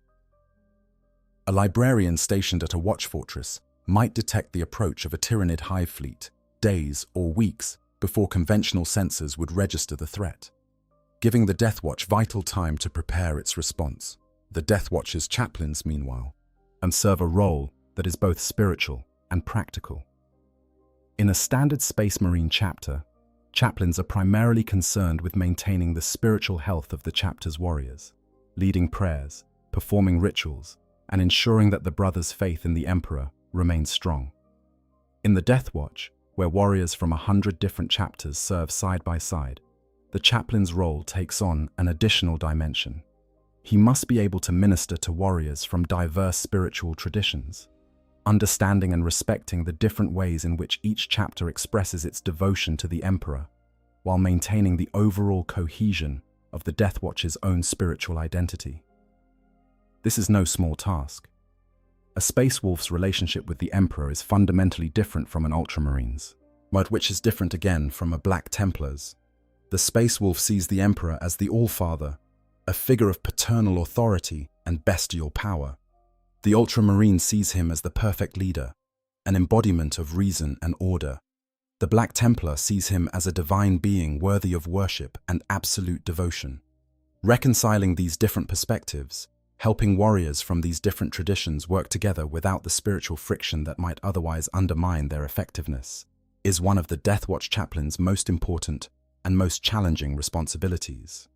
The chaplains also serve as the keepers of the DeathWatch's own traditions, the ceremonies and rituals that have developed over the millennia of the organization's existence.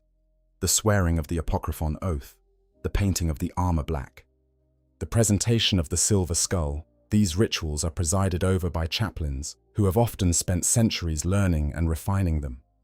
Each watch fortress has its own variations on these ceremonies, shaped by the character of its leadership and the nature of the threats it faces. But the core elements remain consistent across the entire organization. The Necrons present yet another category of challenge, and one that many DeathWatch veterans consider to be among the most psychologically demanding threats in the galaxy. These ancient, undying constructs are the remnants of a civilization that ruled the stars millions of years before humanity even existed, before our ancestors had learned to sharpen sticks or chip stone into cutting edges. Their technology is so advanced that it borders on magic, and their physical bodies are composed of living metal called necrodermis that can repair itself from even the most catastrophic damage, reassembling shattered limbs and closing gaping wounds, as though the damage had never occurred. Fighting Necrons is less like fighting a traditional enemy, and more like fighting the architecture of reality itself, because the Necrons have weapons that can reshape the laws of physics to suit their purposes. Gauss weaponry strips matter away atom by atom, reducing ceramite armor, flesh, and bone to their component elements with each hit. Particle weapons unleash beams of energy that can slice through virtually anything. And the more exotic weapons in the Necron arsenal, things with names like the Staff of Light and the War Scythe, possess capabilities that human science cannot explain and Imperial technology cannot replicate. But perhaps the most disturbing aspect of fighting Necrons is their resurrection protocols. When a Necron warrior is destroyed in battle, its body does not simply lie where it falls. Instead, it begins to repair itself, the living metal flowing back together, the damaged components reassembling themselves with mechanical precision. If the body is too badly damaged for self-repair, it simply phases out, vanishing from the battlefield in a flash of eldritch green light, only to reappear in the depths of a tomb world where more extensive repairs can be carried out. The implications of this are staggering. It means that, in a conventional engagement, the Necrons can take casualties that would break any other army and simply regenerate them. A DeathWatch kill team that destroys a dozen Necron warriors in the first minutes of a firefight might find itself facing those same warriors again minutes later, their bodies fully repaired and their weapons recharged. The DeathWatch has learned, through bitter experience and painstaking study, that the key to defeating Necrons lies in understanding and disrupting their command structure. The resurrection protocols are not autonomous. They are controlled by central command nodes, typically located deep within the heart of a tomb world or aboard a Necron vessel. If these nodes can be destroyed or disabled, the resurrection protocols cease to function, and destroyed Necron warriors stay destroyed. Reaching these command nodes is, predictably, an undertaking of extraordinary difficulty and danger.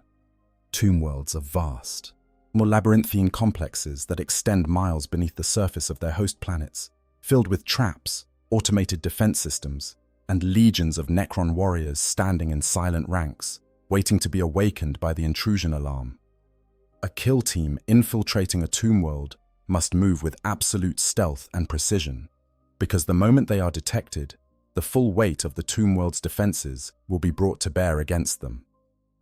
The DeathWatch has developed specific tactics for tomb world infiltrations, drawing on centuries of accumulated intelligence and the hard-won experience of countless previous operations. Kill teams assigned to these missions are typically composed of stealth specialists, warriors from chapters like the Raven Guard and the Alpha Legion successors who have an innate understanding of infiltration and covert operations. They carry specialist equipment, including Auspex arrays tuned to detect the energy signatures of Necron technology and disruption devices capable of interfering with the resurrection protocols on a localized scale. The psychological toll of fighting Necrons is often underestimated by those who have not experienced it. There is something deeply unsettling about fighting an enemy that will not stay dead, that rises again and again no matter how thoroughly you destroy it, that regards you not with hatred or anger, but with the cold, mechanical indifference of a machine performing its designated function. Necrons do not roar or scream or curse their enemies. They advance in silence, yet their metal feet striking the ground in perfect synchrony, their weapons firing with mechanical precision, their featureless faces betraying nothing of whatever consciousness might still exist behind those glowing green eyes. For warriors accustomed to fighting enemies who feel fear, who experience pain, who can be broken and demoralized, the Necrons are a uniquely challenging foe. They cannot be intimidated, cannot be demoralized, cannot be reasoned with. They simply keep coming, relentless and implacable, until either they are destroyed or their enemies are consumed. The watch fortresses that border known Necron territories maintain extensive databases on Necron technology, organization, and behavior patterns.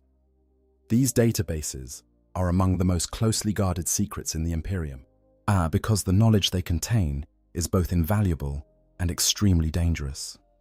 An understanding of how Necron technology works could, in theory, allow the Imperium to develop countermeasures and defenses, but that same understanding could also lead to corruption, to the temptation to use Necron technology for human purposes, a path that the Adeptus Mechanicus has been known to walk with alarming frequency.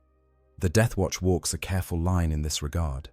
It studies Necron technology intensively, but it does so with the explicit purpose of finding ways to destroy it, not replicate it.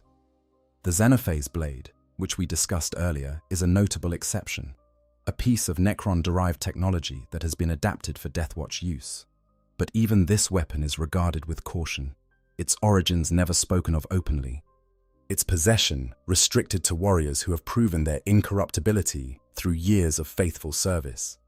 The DeathWatch has learned, through bitter experience, that the key to defeating Necrons lies in understanding their command structure and targeting the nodes that control their resurrection protocols.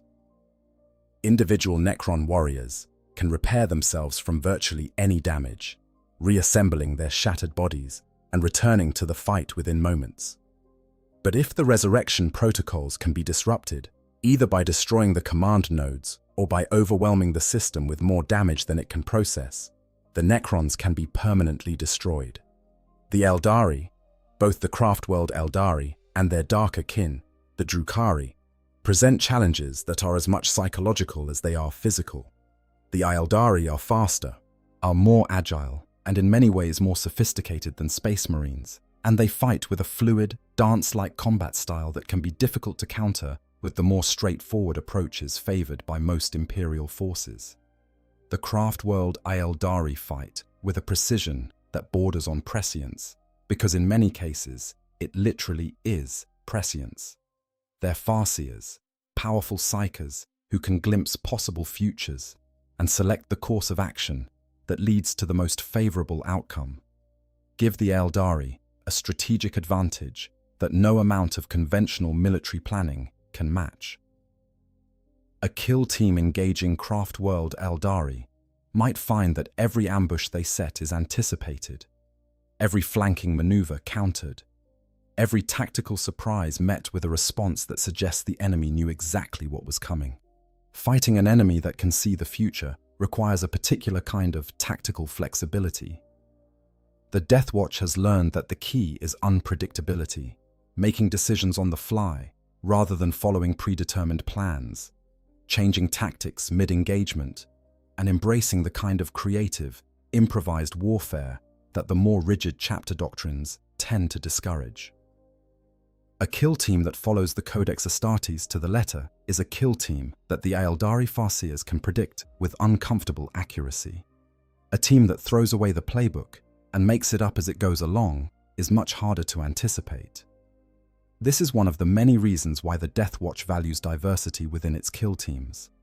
A team composed entirely of Ultramarines would be predictable, just because the Ultramarines' adherence to Codex doctrine makes their tactical responses consistent and therefore foreseeable.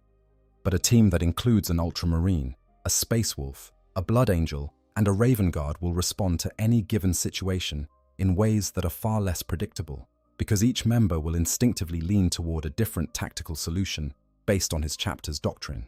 The resulting response is often messy, sometimes contradictory, and almost always unpredictable, which is exactly what you want when fighting an enemy that can see the future.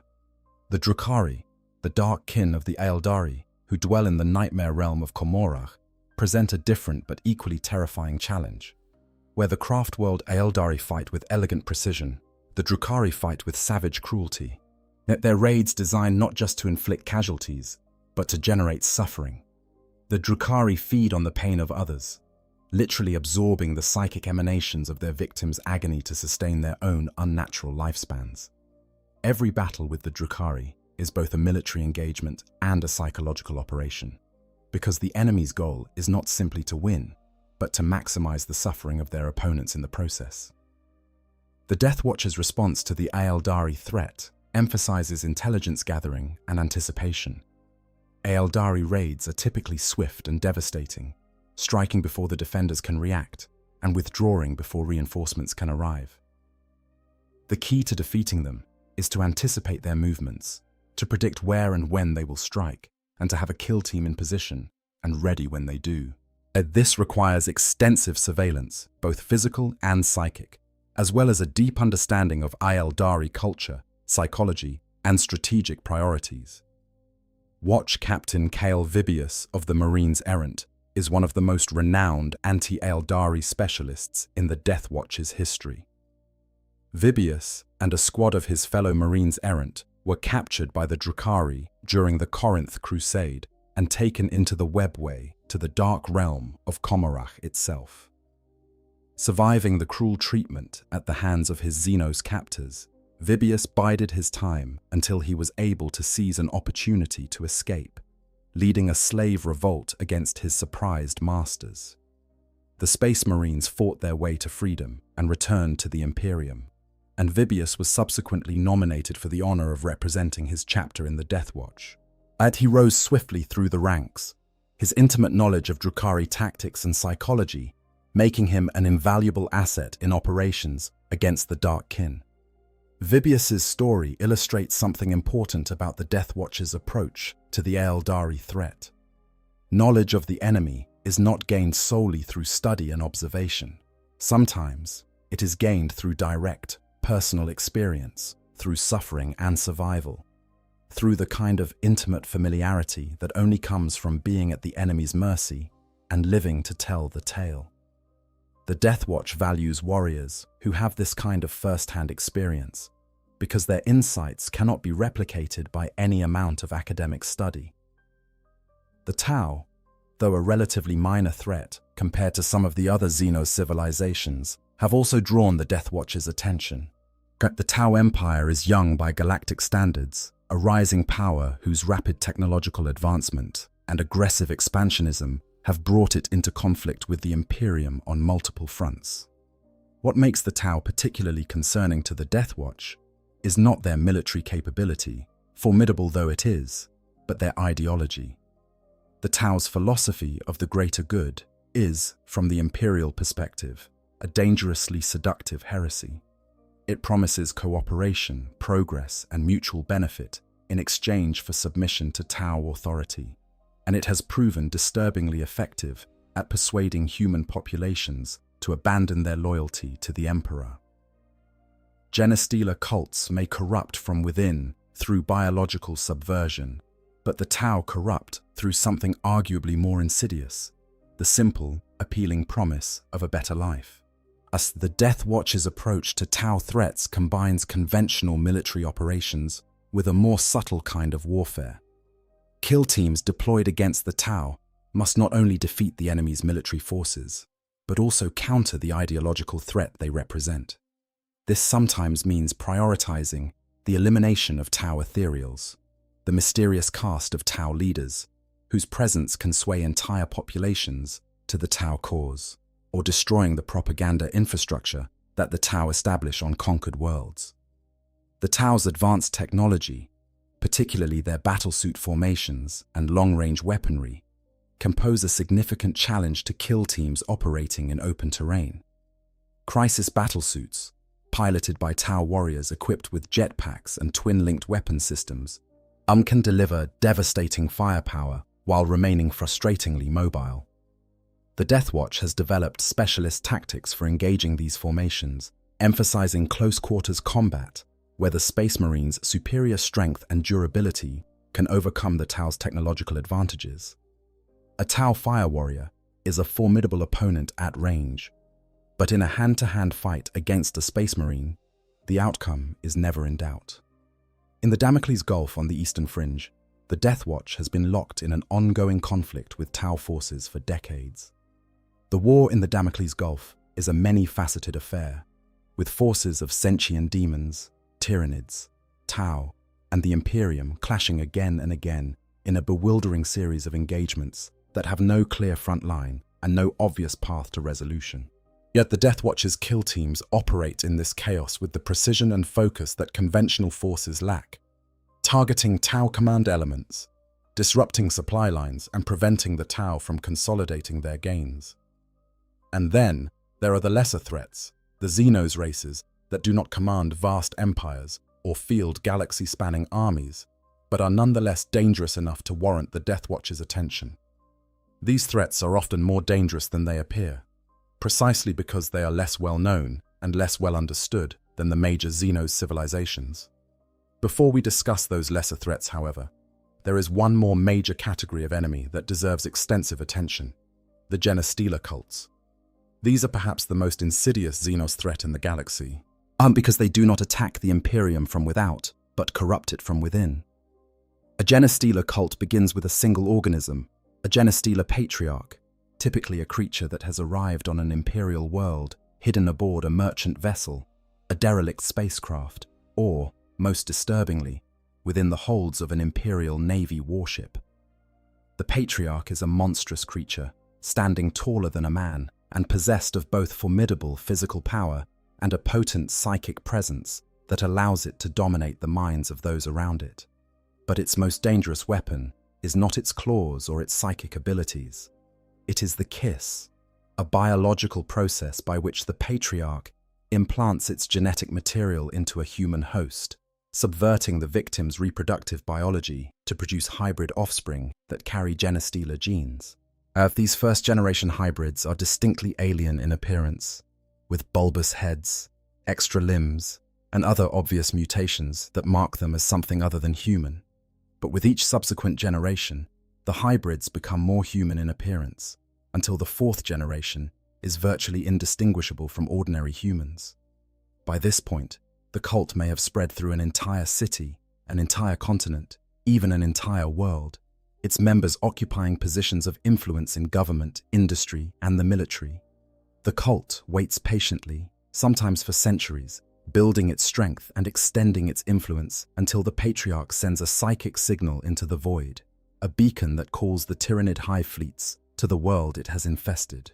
When the hive fleet arrives, the cult rises in armed rebellion, attacking the world's defenses from within at the very moment when the Tyranid swarm attacks from without. The result is a coordinated assault that few worlds can withstand. For the DeathWatch, Genestealer cults represent a unique and particularly troubling challenge. These are not aliens massed on a battlefield.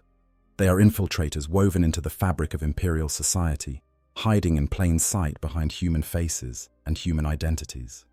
Identifying and eliminating a genestealer cult requires a combination of detective work and military action that is fundamentally different from the conventional warfare that most Space Marines are trained for. Kill teams assigned to anti-cult operations must operate with a subtlety that is unusual for Space Marines. They work in civilian clothes when possible, moving through the target world's population centers without revealing their true nature. They gather intelligence from local informants, study population records for telltale anomalies in birth rates and genealogy, and use specialized equipment to detect the faint psychic signature that genestealer hybrids emit. When they finally strike, they do so with overwhelming force, but only after extensive preparation has identified the cult's hierarchy and located the patriarch that is its heart and soul. The destruction of the patriarch is the key to destroying the cult. Without the patriarch's psychic influence, the cult's members lose the fanatical devotion that drives them, and the cult collapses into confusion and infighting. But reaching the patriarch is a task of extraordinary difficulty, as it is always located in the deepest, most heavily defended part of the cult's territory, surrounded by layers of fanatics who will fight to the death to protect their progenitor.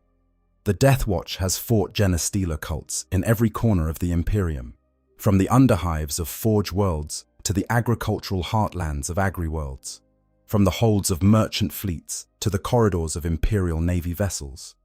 Each operation is unique, shaped by the specific circumstances of the infestation and the resources available to the kill team. But they all share a common element: the knowledge that failure means not just the loss of a single world, but the potential arrival of a tyrannid hive fleet drawn by the patriarch's psychic beacon, a catastrophe that could consume entire sectors. And then there are the lesser threats. At the Xenos races that do not command vast empires or field galaxy-spanning armies, but are nonetheless dangerous enough to warrant the DeathWatch's attention. The Hrud are a particularly unsettling example. These creatures, whose very presence causes rapid temporal decay in living organisms and materials, can turn a flourishing city into a crumbling ruin in a matter of hours simply by existing within its boundaries. Imperial soldiers who fight the Hrud find themselves aging decades in the space of minutes, their weapons rusting and their armor corroding around them. Even Space Marines are not immune to this effect, though their enhanced physiology slows its progression. Fighting the Hrud requires specialized equipment and tactics that minimize exposure to their entropic field. And the DeathWatch has developed both through painful trial and error. On the shrine world of Damhol, to the galactic north of Fenris, the Hrud overran the planet's stasis crypts, drawn to the rich veins of crystallized time contained within. Regiments of Mordian Iron Guard deployed to fight them aged into wizened ancients within hours, and even a strike force of the Sons of Medusa was lost, overwhelmed by the Xenos' entropic projections. It fell to the DeathWatch to develop a strategy that could counter the Hrud's temporal weapons, a task that required not just military skill, but a fundamental understanding of the physics that underpinned the creature's abilities. The Barghesi are a species so horrifyingly violent that the Imperium has placed a permanent quarantine around their home systems. As little is known about the Barghesi beyond the fact that they are physically powerful, beyond anything their size would suggest, and that they possess a biological hostility toward all other forms of life that makes even the Tyranids seem measured by comparison. The DeathWatch maintains a standing watch on the Barghesi containment zone, ready to respond if the quarantine is ever breached.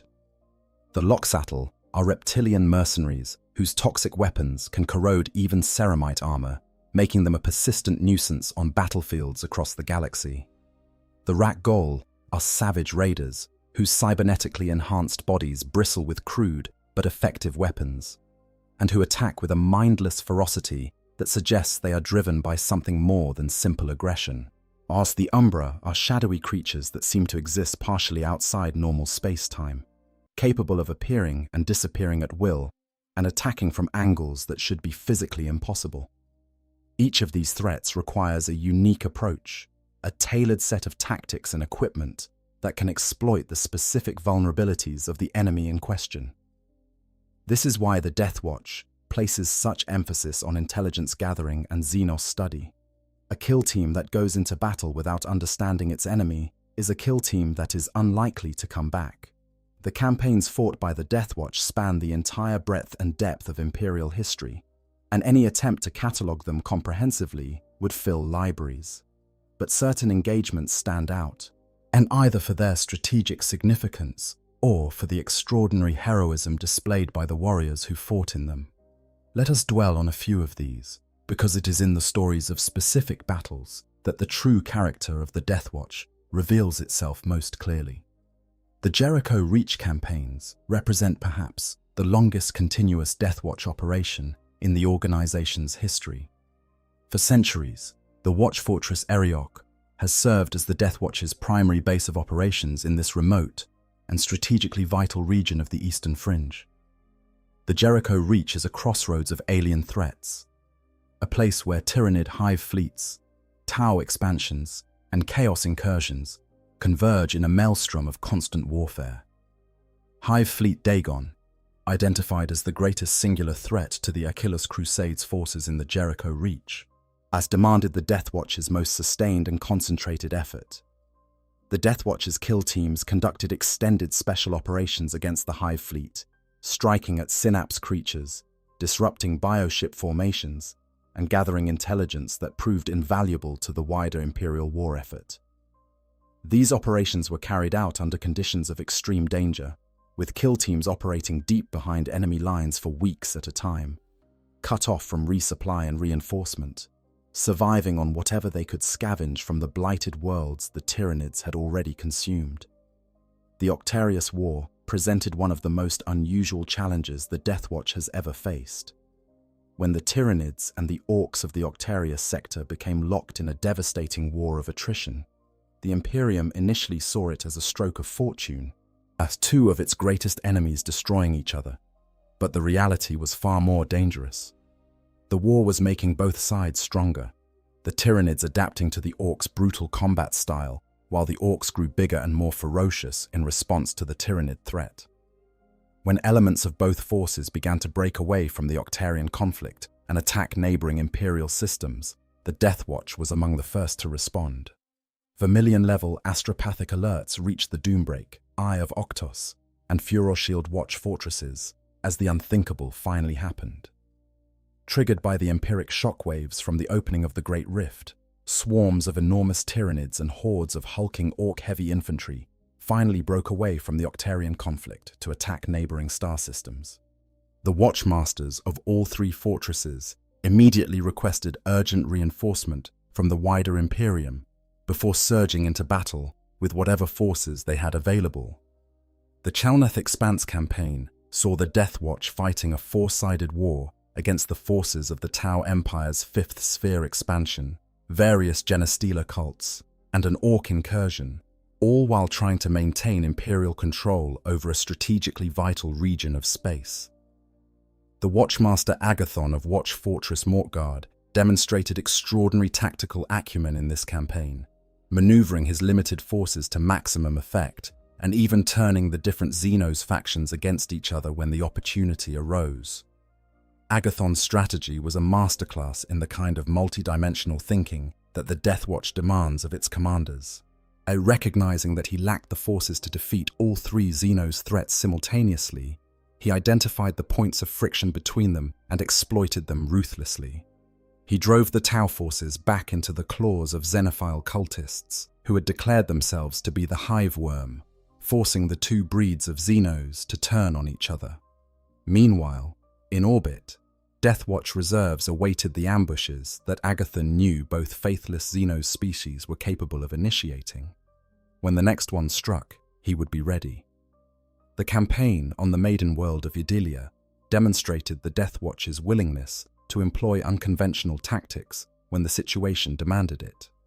Rather than engaging the Exodite Eldari in the conventional ground warfare that the aliens excelled at, the DeathWatch took every flamer weapon they could muster and descended to the world at the height of summer. In conjunction with a firestorm barrage from orbit, they set vast swathes of the world ablaze, denying the Exodites the forest cover they depended on for their guerrilla tactics. The Exodites fought hard to repel them, but the DeathWatch stayed one step ahead. When the craft world of Biel-Tan appeared in the night sky, drawn by the psychic distress calls of their kindred, the situation intensified dramatically. But within a single week, the autarch of Biel-Tan was killed by a Kraken bolt to the head, delivered by a DeathWatch marksman from a range that should have been impossible. These campaigns, and thousands of others like them, have forged the DeathWatch into the most effective anti-Xenos fighting force in the galaxy. But they have also taken a tremendous toll on the organization's warriors.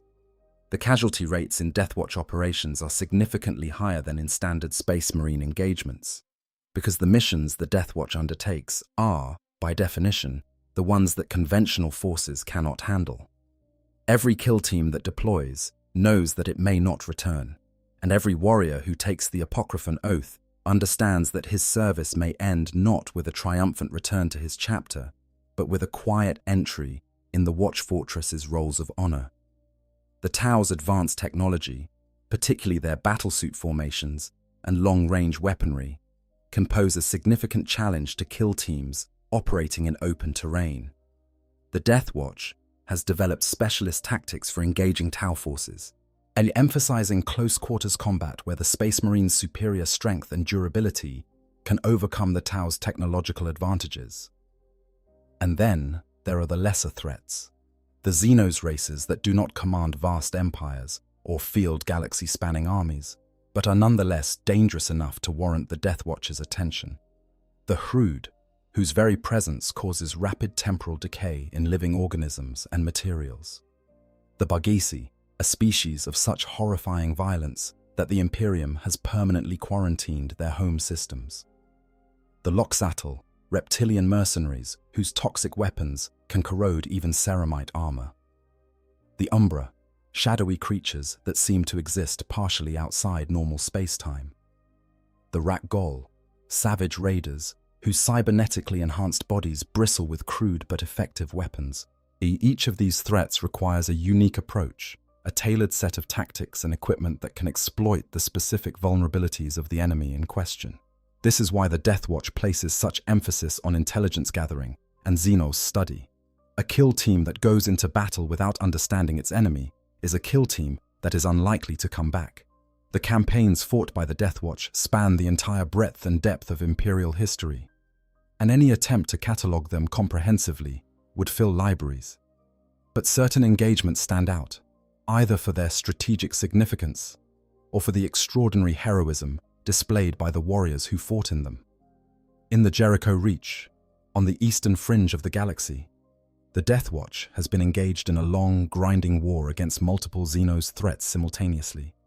Hive Fleet Dagon, a splinter of the larger Tyranid invasion, has been identified as the greatest singular threat to the Achilles Crusade's forces in the region. The DeathWatch's kill teams have conducted extended special operations against the Hive Fleet, targeting synapse creatures, disrupting bioship formations, and gathering intelligence that has proven invaluable to the wider Imperial war effort. The Achilles Crusade itself is a fascinating study in the DeathWatch's role within larger Imperial military operations. When the Crusade was launched to reclaim the Jericho Reach from the various Xenos and heretical forces that had overrun it, the DeathWatch was expected to serve in a supporting capacity, conducting reconnaissance and eliminating high-value targets, while the conventional Crusade forces handled the heavy lifting of planetary assault and occupation. But as the Crusade bogged down in the face of unexpectedly fierce resistance, the DeathWatch's role expanded dramatically. Kill teams were deployed on missions of increasing ambition and danger, from deep strike operations against Tau command posts to infiltration missions into Tyranid-infested worlds that conventional forces could not even approach. The Watch Fortress Erioch became the nerve center of the DeathWatch's operations in the Reach. Its vast data vaults, filling with intelligence, gathered by kill teams operating across dozens of star systems. The Watch Commander coordinated operations with the Crusade's military leadership, but maintained the DeathWatch's traditional independence, deploying his forces according to his own assessment of the strategic situation, rather than simply following orders from the Crusades' chain of command. This independence occasionally created friction with the Crusades' commanders, who were accustomed to having ultimate authority over all military assets in their theatre of operations. But the DeathWatch's results spoke for themselves. Kill team after kill team achieved objectives that conventional forces had failed to accomplish, eliminating threats that had seemed insurmountable and gathering intelligence that transformed the Crusades' strategic picture.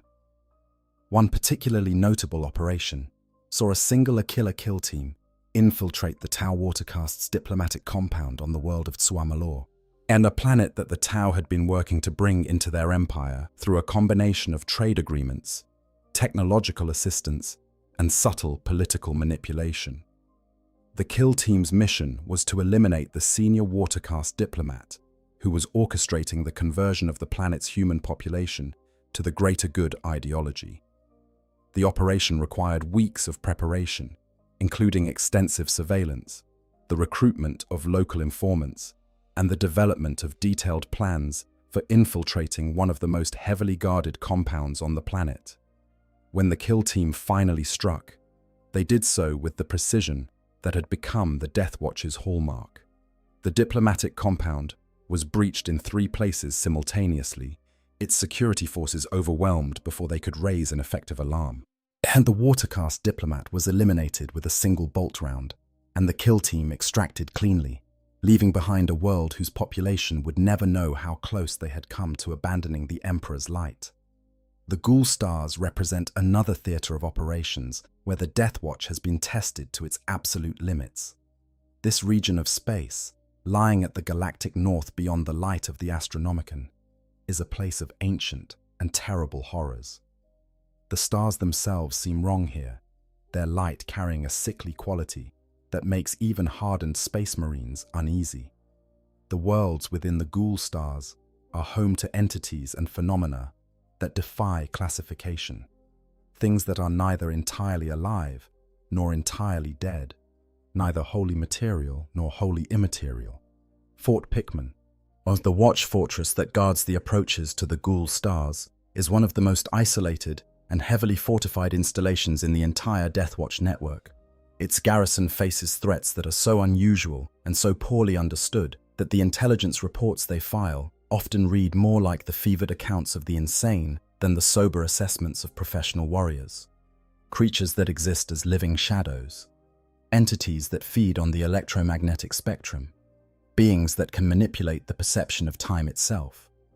These are the enemies that the warriors of Fort Pikmin face on a regular basis. The Exorcists.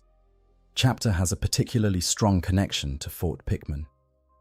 This chapter, known for its mysterious initiation rites that involve deliberate demonic possession and subsequent exorcism, Sen produces warriors with an unusual resilience to psychic and warp-based threats. Their resistance to the mind-bending horrors of the Ghoul Stars makes them invaluable members of the fort's garrison, and the chapter maintains a permanent detachment at Fort Pikmin that rotates fresh warriors through on a regular basis. The defense of Fort Excalibris during the Noctis Eterna, the period of galaxy-wide darkness that followed the opening of the Great Rift, when the Astronomicon's light was temporarily extinguished, provides another powerful example of the DeathWatch's resilience. Cut off from communication with the wider Imperium, surrounded by enemies emboldened by the sudden disappearance of the Emperor's guiding light, the garrison of Fort Excalibris held firm against wave after wave of Xenos attacks. For months, the Watch Fortress fought a desperate holding action, its warriors rationing ammunition and medical supplies, while fending off Orc raids, Tyrannid probes, and something altogether stranger that emerged from the warp storms raging in the system's outer reaches. When contact with the Imperium was finally re-established, the relief force that arrived at Fort Excalibris found a fortress battered but unbowed, its walls scarred by weapons fire and its defenders exhausted but unbroken. The Watch Commander had lost nearly half his garrison, but he had held his post, maintained the DeathWatch's vigil, and preserved the intelligence databases that were the fortress's most valuable asset. For his leadership during the Noctis Eterna, he was awarded the Clavis Obsidian, the highest honor that the DeathWatch can bestow upon one of its own. And these stories, and thousands like them, form the living history of the DeathWatch. They are the stories that are told in the quiet moments between battles, passed from veteran to newcomer, as both instruction and inspiration. They remind every warrior who wears the black armor that he is part of something greater than himself, a tradition of service and sacrifice that stretches back 10,000 years and forward into an uncertain but defiant future.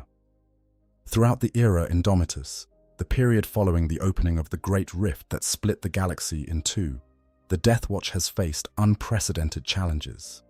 The Great Rift, that terrible wound in the fabric of reality that tore the galaxy asunder, has fundamentally altered the strategic landscape in which the DeathWatch operates. Maya Watch fortresses that once communicated regularly now find themselves separated by roiling storms of warp energy that make astropathic communication unreliable and warp travel perilous. Reinforcements that could once be dispatched from one sector to another in weeks now take months or years, if they arrive at all. The influx of Primaris Marines, the new generation of Space Marines created by Roboute Guilliman using the technologies of Belisarius Cawl, has brought both opportunities and complications to the DeathWatch. The Primaris Marines are physically superior to their firstborn predecessors, standing taller, hitting harder, and shrugging off wounds that would fell even a standard Space Marine. Their armor, the Mark X Tacticus and its variants, incorporates technological advances that make it more resilient and more versatile than the older marks of power armor. And their weapons, particularly the bolt rifle with its extended range and improved penetration, represent a significant upgrade over the standard armaments of previous generations. But the integration of Primaris Marines into the DeathWatch has not been entirely smooth. The firstborn Marines, who make up the majority of the DeathWatch's current strength, are warriors who have spent decades, sometimes centuries, honing their skills and building the bonds of brotherhood that make the kill team system work. They have developed an intuitive understanding of each other's capabilities and limitations, a shared vocabulary of tactics and techniques that allows them to coordinate their actions with minimal communication. The Primaris Marines, for all their physical superiority, lack this depth of experience. Many of them were created in laboratories rather than forged in the crucible of chapter life, and while their hypno-conditioning gives them a comprehensive theoretical understanding of warfare, it cannot replace the kind of practical wisdom that only comes from years of actual combat. Some watch captains have embraced the new arrivals wholeheartedly, recognizing the value of their enhanced physiology and advanced war gear. They have integrated Primaris Marines into their kill teams, pairing them with experienced firstborn warriors who can mentor them and help them adapt to the unique demands of DeathWatch service. Others have been more cautious, and is preferring to form all Primaris teams that can develop their own cohesion and tactics without being constrained by the expectations of firstborn veterans. A few have risen to positions of prominence with remarkable speed. Watch Captain Lyone of the Nova Marines joined the garrison of the Null Breach Watch Fortress as a simple intercessor, the most basic Primaris infantry type. Within 6 months, he had taken such a toll upon the Orcs of Calverna that the Greenskins feared him deeply, while his brothers took to calling him Orcsbane. When Watch Captain Daxis was crushed by a rampaging Squiggoth during one of their incursions, Lyone slew the massive beast with pinpoint fire to its eyes and earned his former captain's place. His rise from newcomer to watch captain in such a short time is exceptional even by DeathWatch standards, and it speaks to the potential that the Primaris Marines bring to the organization. Other Primaris watch captains, such as Baradan of Fort Excalibris and Denasio of Mortgard, have also made names for themselves in battle against myriad Xenos threats. Their intrinsic understanding of Primaris infantry forces and repulsor tanks has helped to fully integrate these new weapons into the DeathWatch's arsenal, a process that is still ongoing but which has already yielded significant tactical benefits. Since the birth of the Great Rift, however, the influx of new Space Marines seconded to the DeathWatch from the Imperium Nihilus has all but stopped at Thalassa Prime and the other major watch fortresses in the Imperium Sanctus. The Astronomican's light does not reach into the dark half of the galaxy, and the warp storms that rage along the Great Rift make regular travel between the two halves effectively impossible. Watch fortresses in the Nihilus, already stretched thin before the rift opened, have been forced to operate with whatever resources they have on hand, supplemented only by the occasional lucky convoy that manages to navigate the treacherous warp passages between the two halves of the Imperium. The situation has led to some creative solutions. Some watch fortresses have begun recruiting directly from the chapters in their immediate vicinity, rather than waiting for the normal secondment process to deliver new warriors. Others have recalled Marines from the field, pulling kill teams off active missions to serve as instructors and mentors for the next generation of DeathWatch warriors. And in a handful of cases, all watch commanders have reached out to chapters that have traditionally had little involvement with the DeathWatch, persuading them to honor their ancient oaths and send warriors to serve in the long vigil. The Great Rift has also brought new threats that the DeathWatch must contend with. The empiric shockwaves generated by the Rift's opening have awakened Necron tomb worlds that had slumbered undisturbed for millions of years. They have drawn Tyranid splinter fleets to regions of space that were previously considered safe. And they have disrupted the webway, the ancient network of transdimensional passages that the Eldari use for travel, causing unpredictable openings and closings that can spill waves of alien warriors into Imperial space without warning. The loss of Paragon 3. An industrial world overrun by Donorian clawed fiends that spilled from a suddenly opened spur of the webway is a sobering example of the kind of threat that the Great Rift has unleashed. The Drukhari raiding bands that followed the clawed fiends through the opening preyed upon the chaos, and an Inquisitor's attempt to imitate the famous Cryptman gambit by luring a Tyranid splinter fleet to the world to eradicate the original invasion only made things worse. The resulting three-way battle consumed the planet, and the DeathWatch kill teams sent to contain the situation arrived too late to save anything but a handful of survivors. Despite these challenges, the DeathWatch endures. It adapts, as it has always adapted. It fights, as it has always fought. And it watches, as its name demands, standing sentinel in the darkness between the stars, ready to respond to whatever alien horror emerges from the void. There is something almost mythical about the DeathWatch's persistence in the face of such overwhelming odds. The organization has been tested by every conceivable form of Xenos threat, stretched to its breaking point and beyond, forced to make impossible choices between the defense of one world and the salvation of another. And yet, it continues to function, continues to fight, continues to hold the line against the darkness. Part of this resilience comes from the organization's structure, the decentralized network of watch fortresses that ensures that no single catastrophe can cripple the entire DeathWatch. But a larger part of it comes from the warriors themselves, from the men who take the Apocryphal oath and mean every word of it. These are not soldiers who fight because they are ordered to, or because they see no alternative. They are warriors who fight because they believe, with the absolute conviction that only a Space Marine can muster, that what they do matters, that every alien killed, every world saved, every intelligence report filed is a blow struck in defense of humanity's survival, that the long vigil is not merely a duty but a calling, a sacred trust that they will uphold until their dying breath. This conviction is the DeathWatch's greatest weapon, more powerful than any bolter or blade, more devastating than any exterminator's order. It is the fire that burns in the heart of every DeathWatch Marine, the light that guides them through the darkest corridors of a space hulk and the coldest nights of an alien world. And it is the reason why, against all odds and all logic, the DeathWatch has survived for 10,000 years and will continue to survive for 10,000 more. Let us now come to the final chapter of a DeathWatch Marine's story. The moment when the long vigil ends and the warrior must decide who he is. For most DeathWatch Marines, service in the long vigil is a temporary assignment. There is no fixed duration. It can last a single mission, several decades, or even centuries, depending on the needs of the Watch Fortress and the willingness of the warrior's home chapter to recall him. But eventually, for most, the time comes to set aside the black armor and reclaim the colors of their birth. The process of leaving the DeathWatch is, in many ways, the mirror image of joining it. Just as the arrival at a Watch Fortress is preceded by a period of isolation and adjustment, so the departure is preceded by a period of reflection and preparation.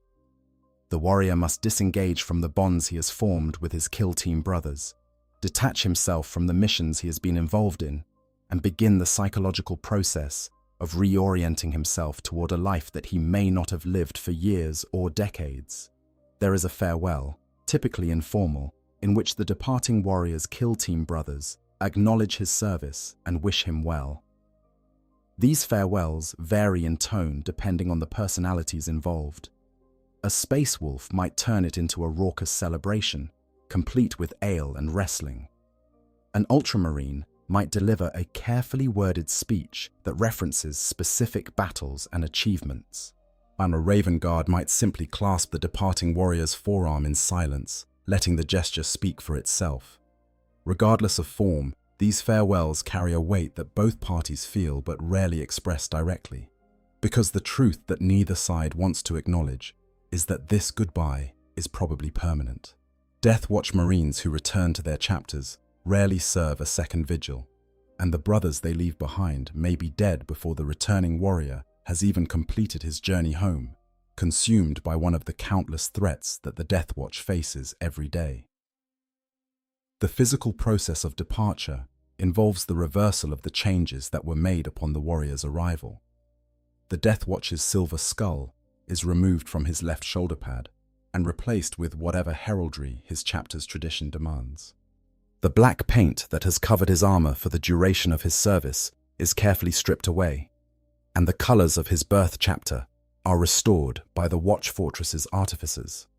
This repainting is itself a ritual, though a quieter one than the original transformation. Where the painting of the armor black was accompanied by the weight of an impending departure, the restoration of chapter colors carries a different kind of solemnity, the recognition that a chapter of the warrior's life is ending and a new one is beginning. Some Marines find the experience deeply moving, seeing their chapter's colors on their armor for the first time in years and feeling the flood of memory and emotion that those colors carry. Others find it strangely anticlimactic, on as though the colors that once meant everything to them have become just another layer of paint. But one mark remains, a small, often discreet symbol somewhere on the warrior's armor or equipment, a token of his service in the DeathWatch that he will carry for the rest of his life. Different chapters handle this in different ways. Some incorporate the DeathWatch's silver skull into their armor's decoration openly, wearing it as a badge of honor that marks the bearer as a veteran of the long vigil. Others keep the mark hidden, known only to the warrior himself and the chapter's leadership. And a few chapters, those that view secondment to the DeathWatch with ambivalence or outright suspicion, prefer to minimize any visible reminder of the warrior's time away. This moment is often more complex than it might seem. Then a warrior who has served in the DeathWatch for years or decades has been changed by the experience in ways that are not always immediately apparent. He has fought alongside warriors from dozens of different chapters, learning their tactics, their traditions, and their perspectives. He has faced enemies that his chapter brothers may never encounter, gaining knowledge and experience that sets him apart from even the most veteran members of his home brotherhood. He has sworn oaths and formed bonds that will stay with him for the rest of his life, regardless of what colors he wears. Returning to his chapter after such an experience can be disorienting. The fortress monastery that was once his entire world may seem smaller, more insular than he remembers. The traditions that once seemed inviolable may appear, in the light of his broader experience, as arbitrary or even counterproductive. The brothers who welcome him home may feel like strangers, not because they have changed, but because he has. There is a particular loneliness that attaches to the returned DeathWatch veteran. He has seen things that his brothers have not, fought enemies they have never faced, and learned truths about the galaxy that he is forbidden to share. He carries the memory of brothers from other chapters who fought beside him and may have died beside him, brothers whose names he cannot speak and whose sacrifices he cannot acknowledge. He has been part of something larger than his chapter, a brotherhood that encompasses the entire breadth of the Adeptus Astartes. And then returning to the narrower confines of a single chapter's identity can feel like trying to fit an ocean back into a bottle. Some returning Marines struggle with this readjustment, finding it difficult to slot back into the rigid hierarchies and established routines of chapter life. They may chafe at tactical decisions that seem short-sighted in light of their broader experience. They may find themselves mentally assembling kill teams during combat, instinctively looking for the Space Wolf who should be on their left flank, or the Raven Guard who should be scouting ahead, only to remember that they are surrounded by warriors who all share the same gene seed and the same tactical doctrine. Others embrace the return with relief, grateful to be home among warriors who share their heritage and their history. For these Marines, the DeathWatch was a challenging and rewarding experience, but it was always a temporary one, a task to be completed rather than an identity to be adopted. They slide back into chapter life with the ease of a key turning in a familiar lock, their DeathWatch experience enriching their service rather than complicating it. And a very few, are changed so profoundly by their time in the DeathWatch that they can never truly go home. These warriors may request additional tours of duty, extending their vigil indefinitely, or they may seek other paths, joining the ranks of the DeathWatch's permanent staff, or, in rare cases, petitioning to become watch captains themselves. These are the warriors who have found in the DeathWatch not just a duty, but a calling, a sense of purpose that transcends the bonds of chapter and gene seed. Yet the role of a watch captain is itself a fascinating illustration of this phenomenon. Watch captains are typically warriors who have served multiple vigils with great distinction, returning to their chapters between tours of duty and then being called back again when the DeathWatch has need of their particular expertise. Over time, these warriors spend more and more of their careers in the DeathWatch and less in their home chapters, until the distinction between the two becomes blurred to the point of irrelevance. A watch captain is responsible for the recruitment, training, war gear, and deployment of his kill teams. He sets his own missions within the broad objectives laid down by the watch commander. He is diplomat, warrior, strategist, and mentor, and all wrapped into a single individual whose knowledge of Xenos threats and kill team tactics is encyclopedic. He must be able to inspire warriors from a dozen different chapters to fight as one, to bridge the cultural gaps between brothers who may have been raised on opposite ends of the galaxy, and to make life or death decisions under conditions of extreme pressure and incomplete information. The demands on a watch captain are very different from those placed on a captain in a standard Space Marine chapter. A chapter captain commands warriors who share his background, his training, and his worldview. A watch captain commands warriors who share none of these things, and he must earn their trust and respect anew with each mission. The authority of a watch captain comes not from rank or tradition, but from demonstrated competence. And any watch captain who fails to maintain that standard will quickly find his kill teams losing confidence in his leadership. This is why the most effective watch captains tend to be warriors of extraordinary personal charisma and tactical ability. They are the kind of leaders who can look a Space Wolf in the eye and earn his respect, who can understand the Dark Angel's need for secrecy without being threatened by it, who can channel the Blood Angel's fury without being consumed by it. They are, in short, the finest examples of everything that the DeathWatch stands for. The oath of silence that accompanies a DeathWatch Marine's return to his chapter adds another layer of complexity to this transition. The specifics of his service, the missions he undertook, the enemies he fought, the knowledge he gained, And all of these are classified by inquisitorial order. He cannot share them with his chapter brothers, even if those details might be relevant to threats that his chapter faces. He carries secrets that must remain secrets, a burden of knowledge that he can never set down. This silence creates an invisible barrier between the returning warrior and his brothers. They know, in general terms, that he served in the DeathWatch and that the experience was significant. But they cannot know the details, and those details are often what defines the man. A warrior who spent a decade fighting Tyranids in the Jericho Reach carries memories and scars that his brothers cannot see and would not understand if they could. And a Marine who lost half his kill team to a Necron ambush in the Ghoul Stars carries a grief that he can never fully express to those who were not there. But the silence also serves a purpose. It protects the DeathWatch's operational security, preventing knowledge of its methods, resources, and vulnerabilities from reaching the wrong ears. And it preserves the mystique that surrounds the DeathWatch, the aura of competence and authority that makes its presence on a battlefield a source of inspiration for allies and terror for enemies. The warriors who return from the DeathWatch are invariably changed for the better, even if the change comes with costs. They are more tactically flexible, more adaptable, and more experienced than they were when they left. They bring with them a broader perspective on the galaxy's threats and a deeper understanding of the diversity within the Imperium's own military forces. Many go on to distinguished careers in their home chapters, their DeathWatch experience providing a foundation of knowledge and skill that serves them well in whatever role they assume. Some rise to positions of significant leadership. Chapter masters, company captains, and first company veterans who served in the DeathWatch bring an invaluable perspective to their chapter's strategic planning, an awareness of threats and opportunities that more insular leaders might miss. The DeathWatch experience creates a hidden network of veterans across the Imperium, warriors who have fought together under the Silver Skull and who share a bond that transcends chapter boundaries. When a former DeathWatch Marine needs assistance, even from a warrior belonging to a rival chapter, the bonds forged in the long vigil often prove strong enough to bridge the gap.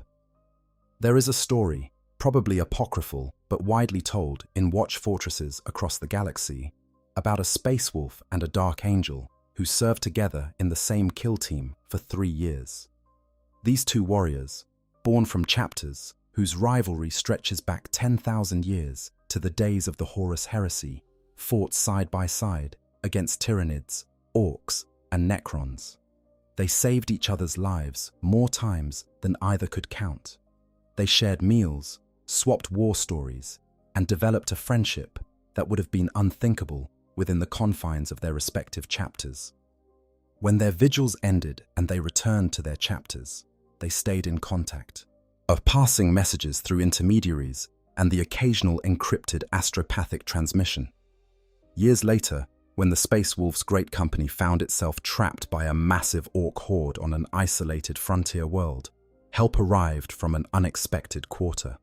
A Dark Angel's strike cruiser, diverted from its own mission by a tersely worded message, appeared in orbit and deployed an entire company of the First Legion's finest warriors to break the siege.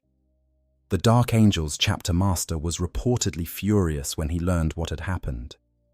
The Space Wolf's great wolf, by contrast, is said to have laughed for an hour straight before ordering a barrel of Fenrisian ale sent to the Dark Angel's flagship as a gift. Neither the Space Wolf nor the Dark Angel who had orchestrated the rescue ever spoke publicly about their role in the affair. But the story spread through the DeathWatch's watch fortresses like wildfire, a reminder that the bonds forged in the long vigil can transcend even the oldest and most bitter of rivalries. Whether the story is true or not, it captures something essential about what the DeathWatch does to the warriors who serve in it. It broadens their horizons, breaks down the walls of chapter insularity, and forges connections that make the Imperium stronger, even when those connections are hidden from public view.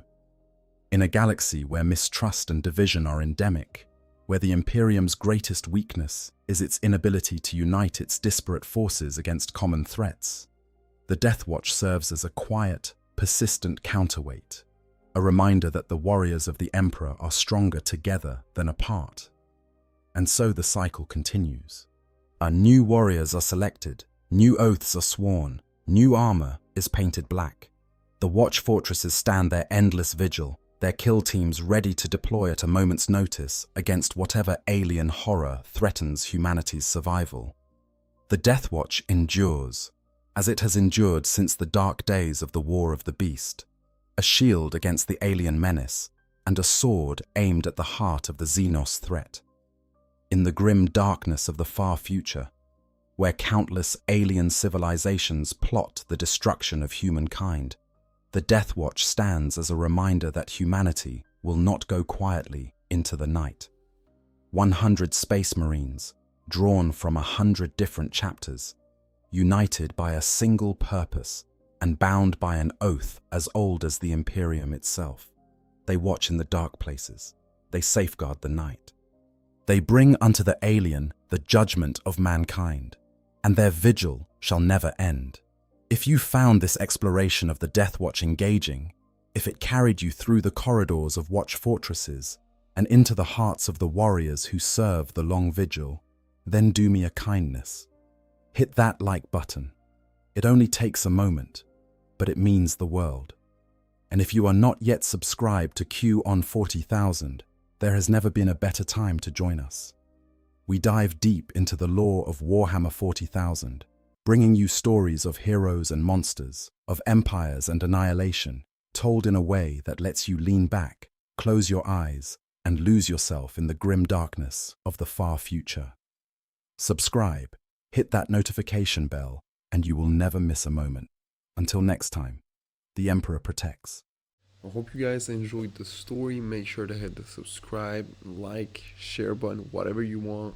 Give me some feedback if there's any. And yeah, sleep well.